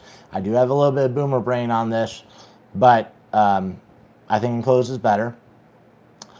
I like the Holosun 509T. Make it red. Green dots are stupid, and I'll make a video on that later. But Holosun 509T, or there's another small Holosun that's enclosed, and I don't think you need a plate for it. I haven't messed with it, but I like the 509. And then if you can, Aimpoint Acro P2. One of those three, you'll be good. I have two 509s. I like them. I was about to buy the Acro, but I ended up buying a different one. I bought the Aimpoint Duty RDS to go on the rifle I'm building around that barrel. Does that pistol require a micro or a regular red dot? Yeah, let me just look up right here. That's something I don't. Yeah, really what know pistol is it? Concrete Blonde. She says a SIG, but I'm assuming if it's a Romeo, it's a micro. And I'll say this too: when you're buying an optic, like think about it, if you're buying a Sig Sauer optic, I'm sure there's some good ones, but it's kind of like I think about it as like if we wanted to go get steak tonight, would we go to a steakhouse or would we go to IHOP? IHOP has steak too. IHOP has really good food, but it's not a steakhouse. You know, so like when I'm buying a red dot, I want to buy it from a brand that does red dots. Like that's their thing. SIG does a lot of stuff, and they're not like the red dot brand. So I would prefer not to go to SIG for it. And I'm a big fan of Yamaha. They make motorcycles, pianos. They do a good job. Generators. Guitars. They should make red dots. They should, actually. I think so. All right. PowerTech Micro is my daily task light. You guys in your PowerTechs. PowerTechs are great. Ankle medical kit. Can't wait for my... What color is yours? You should show one off here. They're yeah, pretty sweet. I'll show. I got 3 made right now. What color did you order, Jay? I have 3 I can ship right now, but this is the ankle medical kit. It is the best one in the world and therefore the universe. See that shot cord? It has a little bit of flex when you're moving. Hey, if you live somewhere where there's snow and you're like, I want to throw this ankle medical kit on over my snow pants for whatever reason, and you need to make this bitch bigger, take that right there, boom, and I can make it bigger, okay? Really cool feature. No one else does that, only me, all right? And then you've got this elastic on the sides. That's just so I can overstuff this if I want to. I don't need to. In here, there's organization for your NPAs, decomp needle, and all that. See that elastic right there? So you can actually secure that stuff in here better. And oh my God, I wish this would open from the top for chest seals. I think Patrick commented that. It does. I can open from the top, put my chest seals in there. If I want to put in more stuff. Yeah. Yeah, normally it's right here. You can't get at stuff in there. You can only put in like one thing. Here, I can open it from the top. It's better. Okay. So my plan for this is 1 Baofeng, 2 Baofengs, 3 Baofengs. Baofeng won't fit in that one, but 4. won't fit here. 4 Baofengs. You do 3. On an ankle. Won't fit there. Something else you could put there. Well, extra batteries. And someone's thinking, oh man, that's so big and bulky. Well, I wanted it to hold a ton of medical stuff, and I have it set up that way. Just be a man. If you want it to get smaller, you don't have to attach to this Velcro, attach to this Velcro. So if I attach to this Velcro, I can make it super really small. Okay, you can size it down and make it smaller. But, yep, that's ankle medical kit. All right, keep scrolling, answering stuff. I'm gonna find this thingy. All right. I had a Riker for a while. It's not terrible, but this is better. Gentlemen, I'm out. Okay, Concrete Blonde, the EPS is another red dot from Holliston you could look at. But the 509 and the EPS from Holliston, or the Acro P2. Do not get a P1, get the P2. And no, you cannot find it anywhere. All right, Jay says Jaeger would tell you to get your eyes fixed. Yeah, I should do that. Instead of your night vision. Wait, what's Jay? Jay with the L? Okay, yeah. If someone pays 226, put a 509 on it. Oh. And also get a striker fire gun. Why are you carrying that? Yeah, Glock 19, way better. Couldn't care less about color. Ship it. That's music to your ears, I'm sure. Okay, yeah, I got you, man. Well, I'll give you. You have the one I want. I'll give you preference. There's There's they're in the car. Tiger stripe or green, or something else. Do you care? If you have a preference in that, just let me know. Tiger stripe is, I don't know, it's not God's plaid. But yeah, if you could, maybe Jesus. Go ahead, send a text message to the business line, because I'm going to be packing up orders and getting them a bunch shipped out tomorrow. Don't like the P2 because the housing is so thick. That's what she said. It takes my brain out of the red dot mode. My eye wants to look through the scope. P2s are badass, though. P2 is what? It's an aim point. The Acro? Yeah.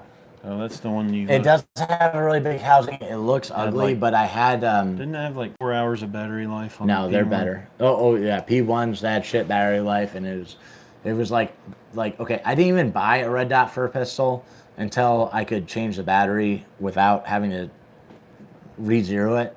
Because I'm like, I don't care if it's like, people are like, oh, it's fine. I'm like, no, that's stupid. I'm never buying that. Like, but it takes like 3 shots to zero a red dot. No, not with no. Well, it's going to be pretty dang close. All you did was take it off. And either way, I shouldn't have to do it ever. Oh, okay. It's stupid. Like, they should have from the beginning been like, oh, we have to... Like, they should have been like, oh, you have to re-zero this when you change the battery? Yeah, start over, fuckhead. That's retarded. That's how that conversation should have gone. Steve Jobs was not on duty then. Yeah, no shit.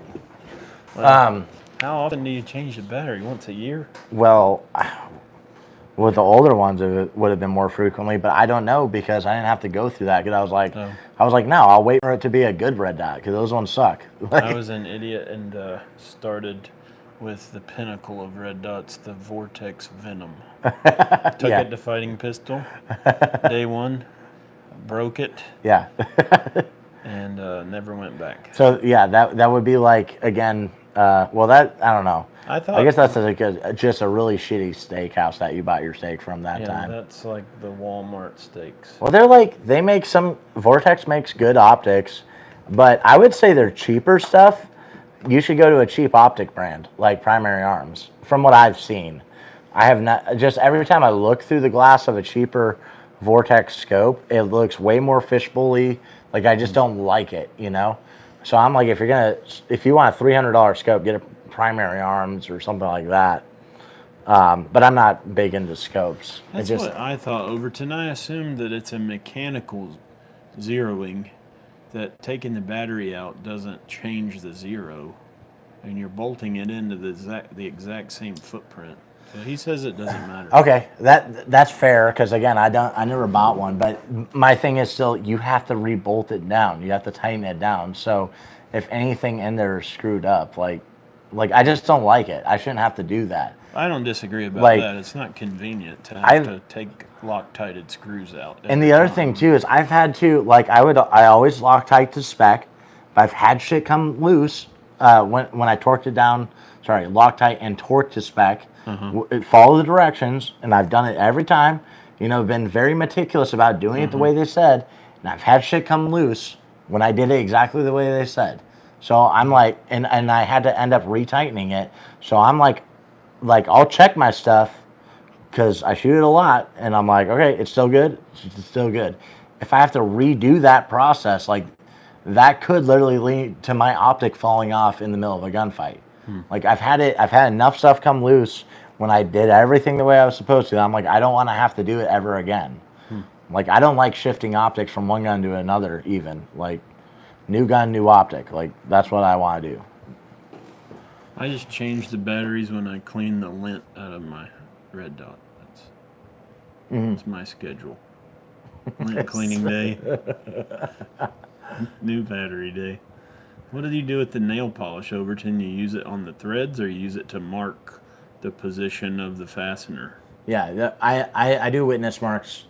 Witness mark. But is that what you're saying, Overton, or what do you use? The probably. Nail polish? Okay. Yeah. But it's like even okay. So this is a weird one. I think it was on my Arrow lower. No. Yeah. No. PSA lower. It's a PSA, so you can just be like, they're pieces of shit, but whatever. I think it was on that one. I had a castle nut that is staked. The buffer tube came loose. Wow. The staking's still there. I had to retighten it. It was weird. Like it is weird. I don't know. But I like the fact that I've broken a lot of quality stuff. Like I broke my X300. Just shattered the glass on the front just because I shot the fuck out of that gun. You need to get in the screen. Yeah, concrete blonde. I would say stick with your iron sights for a while. Take a class instead of buying an optic. Yeah. Have you done any classes yet? Even if you have, go take more. Oh, we got a... Yes, striker fire gun too. Someone's prepared Patriot is hard. Sorry to hear that. Why is...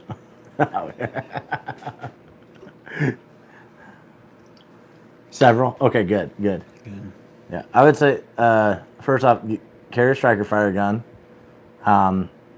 She might be issued a P226. Sounds like something. Oh, yeah, that's right. Why else would you carry that? Are you issued it?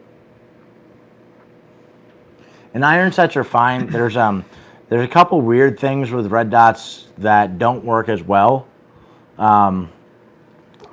as iron sights do. Like try to shoot your red dot pistol one-handed really fast while moving, and then do it lateral movement one-handed while trying to shoot fast. It does not work as well with the red dot. I'm trying to figure out what to do to make that better. I might try the donut reticle, and I want to try putting big dots in front. But like that would be an example of one thing that's just easier done with iron sights. You know, I just realized that concrete blonde may not be a woman. You sure? I have a bias there that I assume if you... I think I've seen the picture, and I think that's a woman. It's teeny tiny. I think I've clicked on it before. All right, well, we're spending way too much time helping. She's getting girl points. No, it's mine. Yeah. Okay, Glock 19. Compact 3s. Life is good right now, Don Quixote. Oh, what's up, man? You should come to Tactical Radio Operator this coming weekend. Who is that? Nomar. Nomar, okay. I bought one of my aim points from him. Oh, really? Yeah. Yeah, Nomar's a great dude. Yeah. He's not that good at radios yet, so he should really come to Tactical Radio Operator. Well, you got to have the prereq. Do you have to have a prereq? You're supposed to. I would allow. I mean, Evan doesn't. If you want to come, we'll make it work. But you're gonna wish you had the prereq because you're gonna feel very behind. Yeah, just treat it like the fight. You know, you don't have to take fighting pistol before you take it. Work You just realize you need it. You know. It doesn't work. You can still observe a lot and learn a lot and push some buttons. You know. If I hand you the radio and I'm like, "Here, program this," and you're like, I'm dead. She works in tactical security. That's better than regular security. Okay. All right. Well, that's impressive. Oh, I got you. Draw a straight line, paint marker over the top. of the dot housing. Yeah, that was one I've seen. It's been talked about. I haven't played with it yet. I do want to try that. I think I was always most successful with guillotine method. It was I did a Tremis class, and when we were doing one hand on the move, I was like, man, this is a nightmare. All right, so that class and the green line class, I was just finding down to optic, I didn't do that well. Oh, we didn't do that in the Tremis class. We just did down to optic and green line's red dot pistol class, which is happening again in February in Florida. Everyone should go take that. You should come take it. Nope. Stop being gay. Come take it. Not taking it. Why? I don't do Tremis. No. Green line. Oh, I'll do green line. Yeah. Need to do them all. Yeah. Oh, we got a solid schedule on 2024. Nomar's here in Florida. Yeah. I need to get you back on. Sometimes, but he travels a lot. I need to get another class down here for probably the fall. Yeah. I try to do it once a year down here. You guys always have good people. Yeah. Cannabis security. Right on. Hell yeah. Okay. Never had any cannabis before. Evan, is there a height we should shoot for looking to install a tower? Is it just the highest? Yeah. Don't install a tower. No. Get an HF. HF. Yeah. So here's the deal, right? Like it costs you $10,000 to put up a 100-foot tower, have a solar system for your repeater, the hardline coax, all the stuff that you're gonna do to get a 40-mile radius. And that's if you have a perfect situation. You can take that $5-10,000 and buy an HF radio for each person on your team or every person you care about, and now you have infrastructureless comms nationwide or intercontinental, right? So repeaters are not what you want to invest in. If you can make moves to lease space on an existing tower, right? Someone that already has a tower up, look for radio stations, TV stations, church steeples, stuff that you could politically maneuver to get help, so you don't have to build it. That might be worth it, but you're still looking at several grand, and you're still looking at a single point of failure for your entire team, and it has a limited range of in the 2 digits of miles, right? Go to HF, you have off-grid infrastructureless. You control it. Don't put a penny into repeaters until you have a squared away HF for everybody on your team. Or at least what you could do is, like, if you're trying to connect people across different geographies, you could have HF centers that are the main connection points between one another, and then use the existing repeater networks to connect those people together. But Evan, would you say it'd be less of a pain in the ass? It'd be much easier to just pay you to come out to their house, set them up with HF, and for everyone they're worried about communicating with to do the same? I mean, yeah, if you got more money than time, yeah, call me. Otherwise, I can also just mail you everything you need and you can hook it up. It's not hard to hook up. HF is one of those things you got to use it to learn it. There's no way to learn it through YouTube or through a class that is just teaching. Like, you need hands-on training to make sense of it. So, yeah, I would be very motivated to get your hands on. If you're on a budget, buy an ICOM IC718. You can get them used for $350, $400, or 100-watt tank of a radio. If you got a little bit more money to spend, buy an FT891 Yaesu. Those are very small. They're about $650, $700 new, and they fit in a man pack that Andrew makes for me, which makes that radio now a portable solution. And then if you've got more money, I'd look at a FT710. They're about $1,000. They have all the cool new whiz-bang features, full color waterfall display. I really like it. I just got one a couple of months back. It's solid. You can buy the field version for $100 off if you don't want the big speaker on the side. It's still too big to lug around though. So if you want a portable radio that does HF, FT891 is the way to go. Run it in one of our man packs. You can get those on the website. Tried and true design, really works well, and then take a class. Here, let's back up so we can both be in camera. I got that enlarged so we can see the comments. Oh, cool. You gotta get in the camera though. You're still not in it. I don't really like to cuddle with you that much. We're not cuddling. I'm backed up further. All right. I'll be in PA or Ohio class. Sweet. Hell yeah. Tech for 10 years.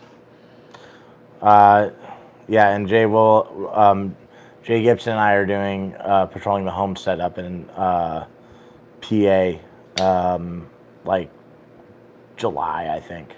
Jay, where are you based out of? Jay Latzman. Paul likes the YouTube shorts. I will keep them coming. I've got lists made. I just haven't sat down and recorded them all, so I've just been kind of dropping ones from the festivals and events I've been at. Oh, one thing, we were talking about knives earlier. I mean, I wanted to bring this up, but this is my first Gucci knife. It's from Bassinelli. I think it's the SIN, the Sin. Really sweet knife. The owner of the company is a very freedom-minded dude. He's good people, and if you want to buy a fancy, cool knife, I would recommend buying a Bassinelli. I did a couple YouTube shorts about his knives, and I've got more that I am planning on dropping. That's cool. My EDC knife. Milwaukee Fastback. Hell yeah. Utility blade. Bottle opener. And oh, dude. Screwdriver.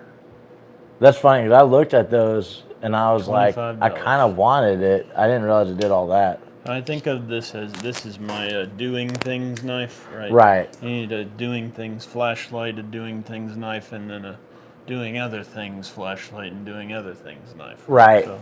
This too, you're at Harbor Freight, pick up one of these as a throwaway. It opens really nicely. It's like $12. And if you're good at sharpening knives, I had someone at Self-Reliance Festival sharpen mine.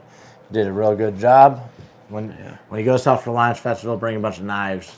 Yeah. And hopefully you can have him sharpen all of them. I forget the dude's name, though. I like the utility knives because you don't sharpen them, you swap them out. And you can flip it over, get some more life out of it. But I can sharpen knives, but it takes forever. Who has time for that?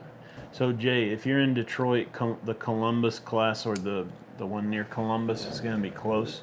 If you jump on it now, I'm not trying to pressure you, but if you want to buy one, get one half off on my classes, you'll save several $100, like between now and the end of the day tomorrow. Code Black Friday 23. You can just buy a gift certificate to the class if you don't know which one, and that a code does work on the gift certificates. It pains me to sell the class at that deal, but I really want to thank people for supporting me. I've been doing this full time since March. I actually found out here at Andrews, the first time I taught my class, I found out I was getting laid off from my job, like in that room over there, and crapped my pants, and then came out here and sucked it up and got on with life. But that feels like a lifetime ago. And not many people get to teach and do their business full time. Like most people, and I've thought a lot about this. Most of the people on the internet talking crap are employed by someone else. Yep. Right. And even if they have a business, it's their side hustle. And I've done the side hustle thing. You're not fully awake yet until you've had to hunt everything you eat. So, anyway, come to class. Use that code, please. Don't pay full price.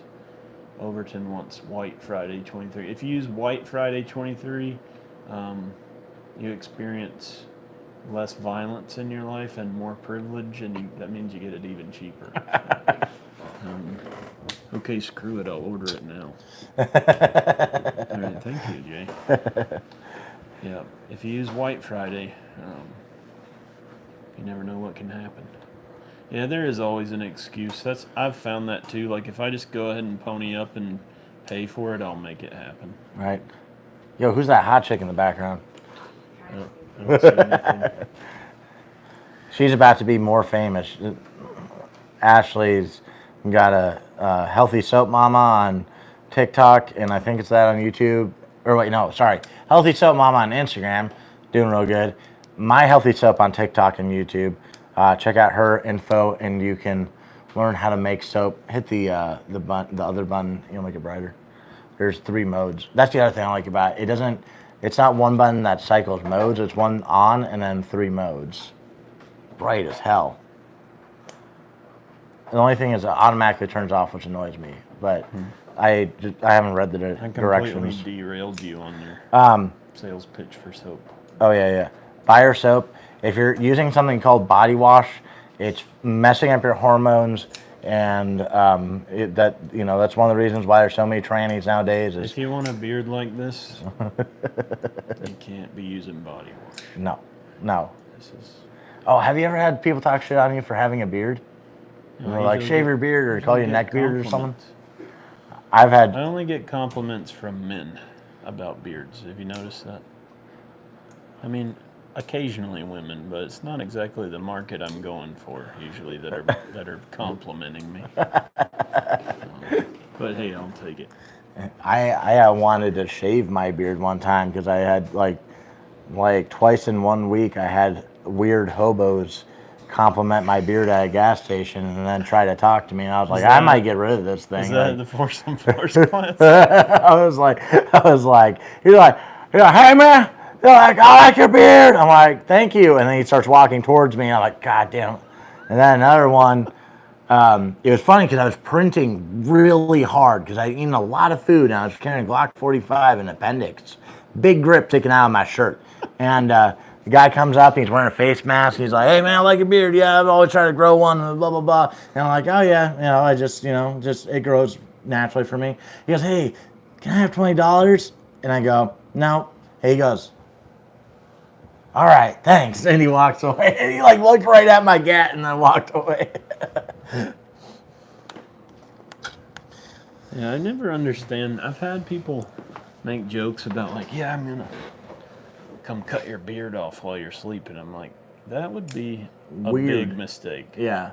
Who says that? It's weird too. I had someone trying to break down my psychology in a YouTube comment today, and I'm like, that's break down your psychology? Yeah, he's like, you never got what you wanted as a kid, and that's why you blah blah blah. I'm like, what the? I'm like, that's a weird comment. And he's like, yeah, psychology's weird. I'm like, oh, you're a psychologist now. Okay, yeah. That's because clearly, you're so successful that you're commenting on this YouTube channel right now instead of. I'm gonna bring down this 9,000 subscriber piece of shit.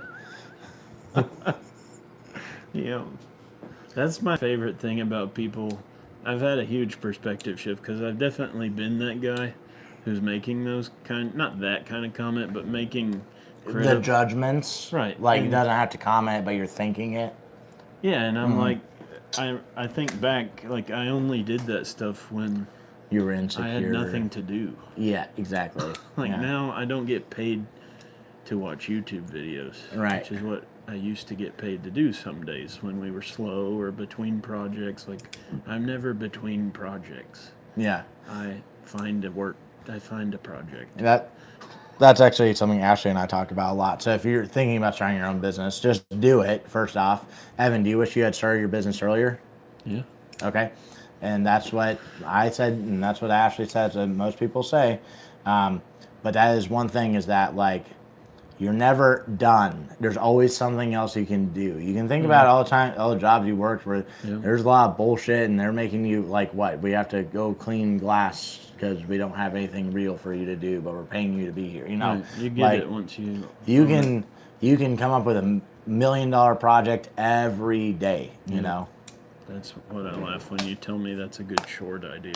It's like, that's what I need is another short idea. You should make them. To Yeah. add to my I've 200 done short- over 200 shorts in the past couple months. I think I'm close to that many ideas. Yep.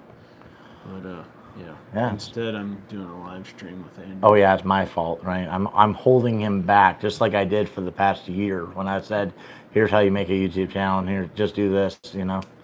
No, it wasn't a priority. It's about. Oh yeah, that was funny. Evan freaked out about losing his job. I was like, "What? You're a genius, dude. You're fine. Like you're the guy who's going to be the best at this."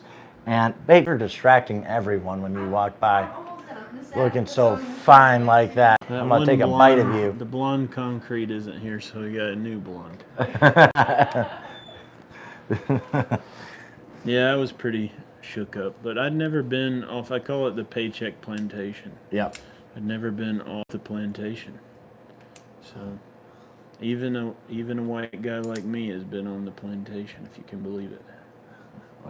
All right, so Overton has 2 great comments. Quote, "Bro, shave that shit off. It's winter." Yeah, exactly. Oh yeah, I'm constantly tortured 24/7 by a dude in my comments who told me I need to get a life. Yeah, you need to get a life. Yeah, it's like John said, is people more successful than you will never be your haters. It's true. You know. I don't find myself worried about anything anyone's doing wrong on the internet anymore. There's been one like semi-negative comment that I have posted, and that was where it was like Israeli special forces dudes, and they're doing this badass video where they're all standing around this really old Holocaust survivor, and I'm like, I just commented finger, because the dude right next to the Holocaust survivor, old guy, has his finger on the trigger, and I'm just like, that's why Israeli carries a thing. Empty chamber. Yeah. Yeah, well, no, it looks like their gas were loaded, but it's like, why would you put that on video? Why is that guy right next to him, you know? Like, it was probably, that guy isn't actually Israeli Special Forces, he just wanted to be in the video. Maybe. That could have been it. But it really wasn't a Holocaust survivor. Like, when I see shit on the internet or videos I disagree with, I don't go and shit talk, you know? I just try to make a better video about my point, you know? Which I guess could be considered shit talking too, but I'm not going to try to trash on them directly. Andrew's shorts are fire. Wait. I'm glad you like them, bro. I really appreciate it. I make them for you guys. Like, and every one of those shorts, yes, I am trying to be controversial in a lot of them. That's very obvious. However, it is always something I actually believe, and there's a mindset thing in there. Yeah. You may have to think hard to find it, you know. It may not be obvious most of the time, but there is something in there. Like, if I put it there, I mean it. I might change my mind on something later, but I mean it when I post it. Except for the one where I said putting orange duct tape over your barrel makes your gun safe. That was a joke.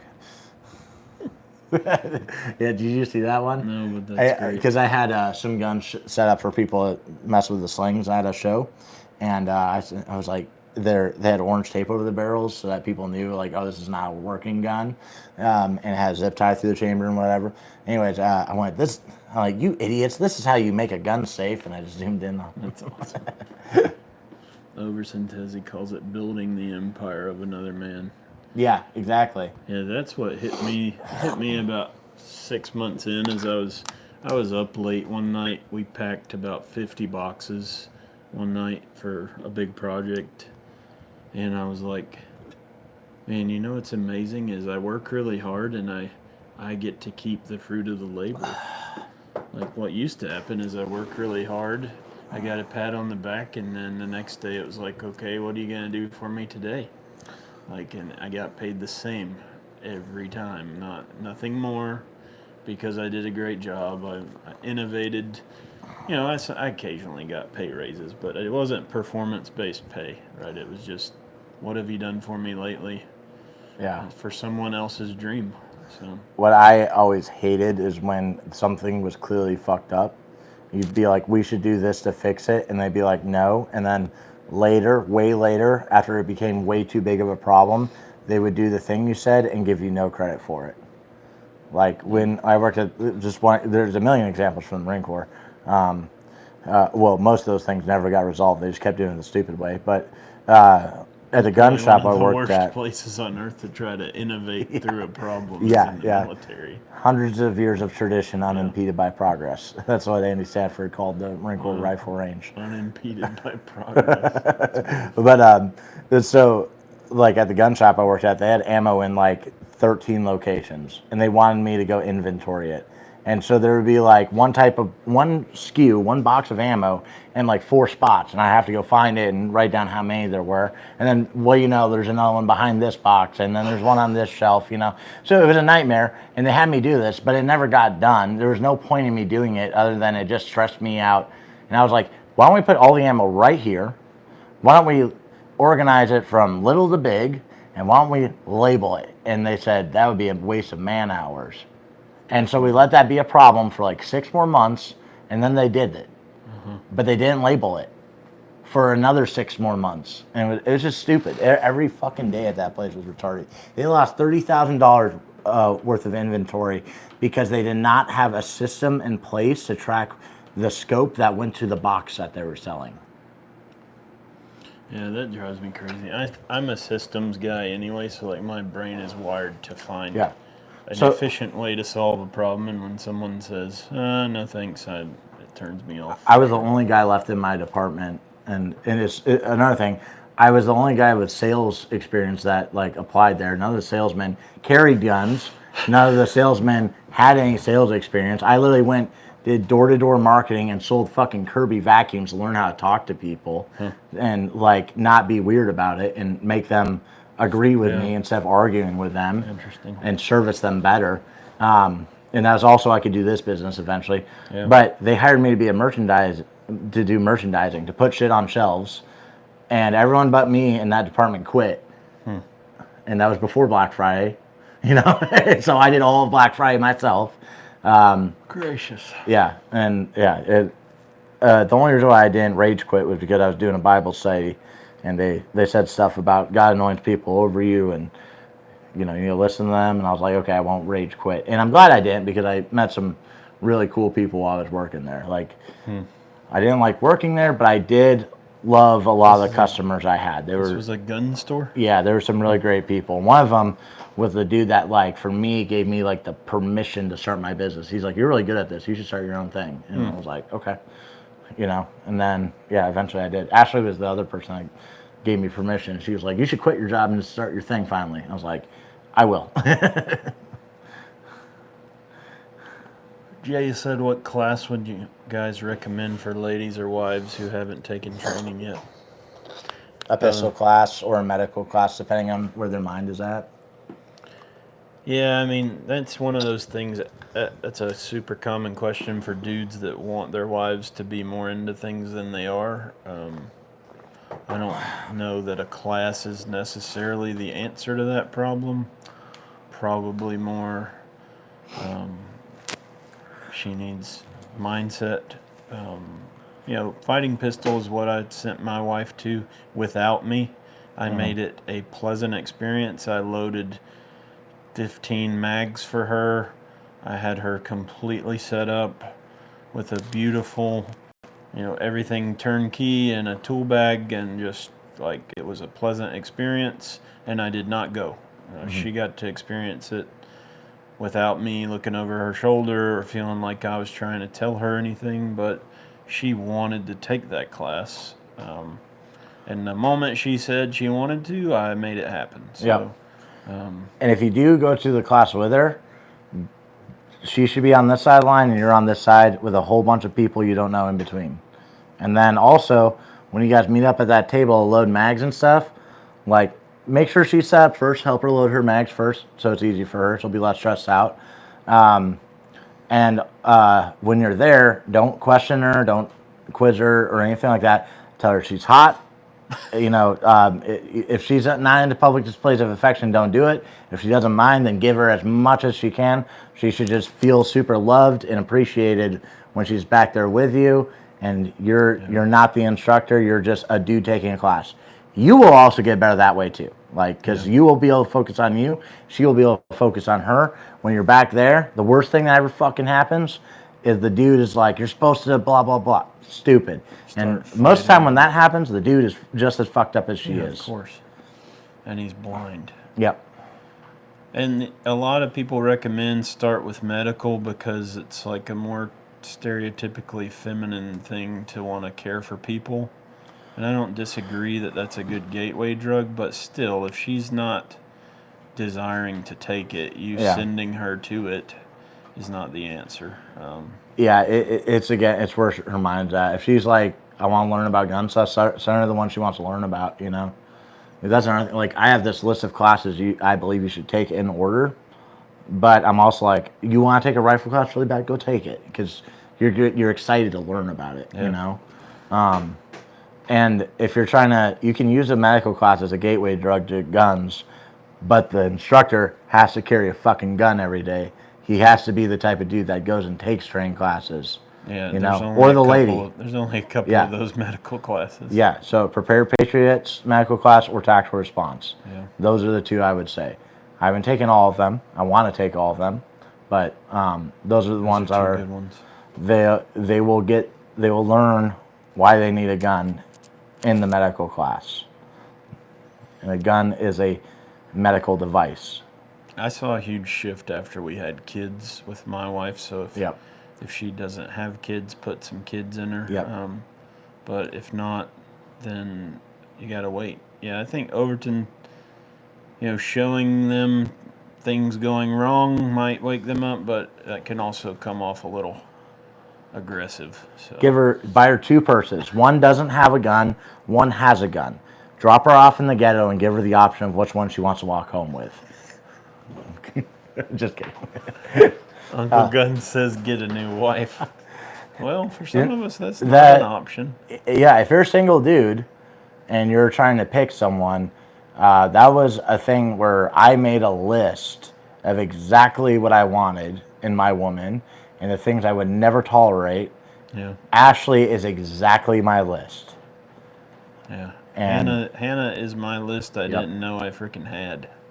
It's like, I should have put that on my list. You're awesome.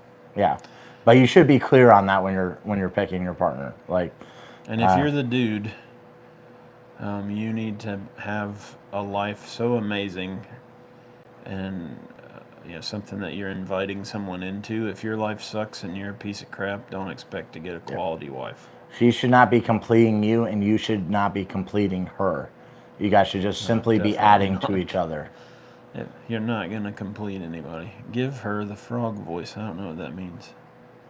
You know? I don't know. I've got a couple weird voices I do. Some of them I do not do for the internet. Okay.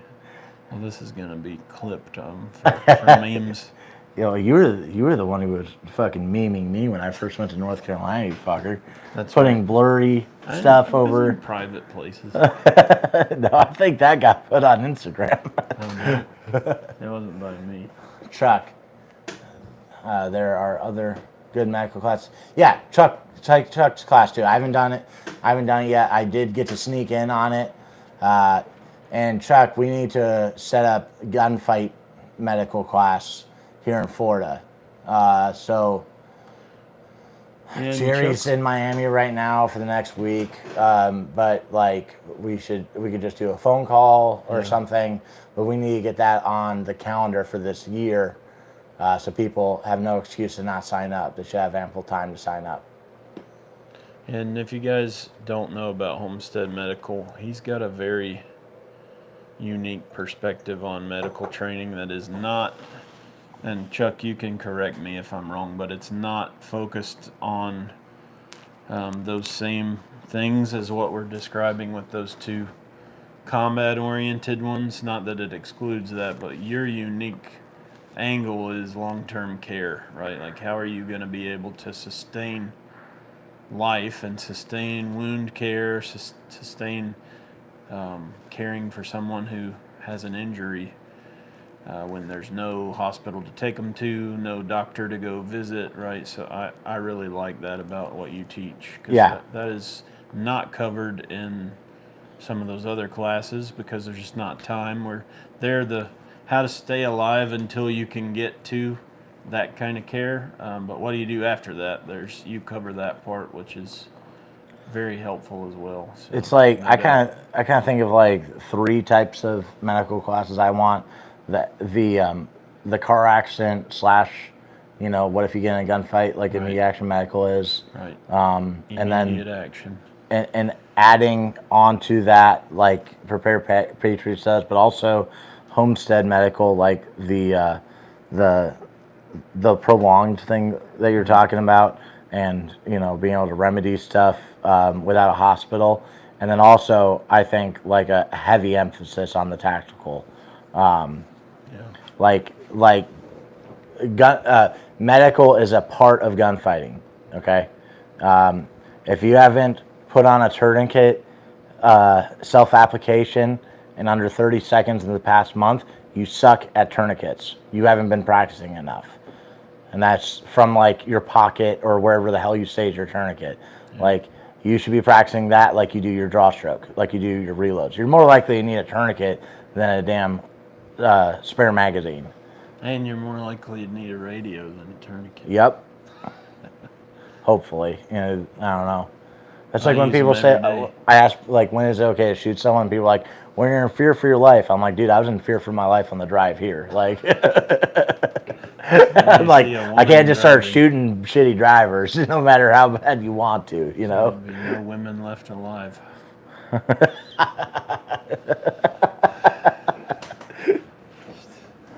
Genocide. Trifecta changed my life for what I think about medical. Yeah. Fucking great mindset in that class. Yeah, Chuck, dates, let's just, you can look at my schedule, look at when it's super hot in Florida and when it's not. We can do the prolonged care class, the homestead medical type one, in the same building we're doing Evan's radio, or we did Evan's radio class in, or maybe might even be able to do it over at Lynn's place, but we can do that indoors, so that can be during the summer. But the gunfighter one, the outside shooty one, let's do that when it's not super hot outside. Although I will say, here in Florida, we got some tough motherfuckers that train when it's fucking hot. So, like, if you make excuses about weather, I have had my shirt so soaking with sweat that it was hard to grip it to draw my pistol. And I was in fucking class, taking classes, not even teaching. I like and hate being in your area. Networking is infinite. Some of my shooting spots take longer to get to than the drive across Tennessee. Oh, goddamn. Everything's so far apart out there, it's insane. Yeah. You can't even fathom it until you drive out there. Right. That's why I joked about Wyoming is not close. Like, it's close compared to here, Yeah, but it's like it could be 2 days of a drive. Yeah, that's true. Yeah, it's just that area, you know. But from what I understand, there's a lot of freedom-minded people out there, too. Like, well, damn, Chris Costa's out there. I think he's in Wyoming. I'm putting together a full training IFAC, includes training chest seals. Oh, that's cool. I haven't seen training chest seals. At Homestead Medical, got solutions for immune suppressant drug when zombies come. Immune suppressants. Is that like a...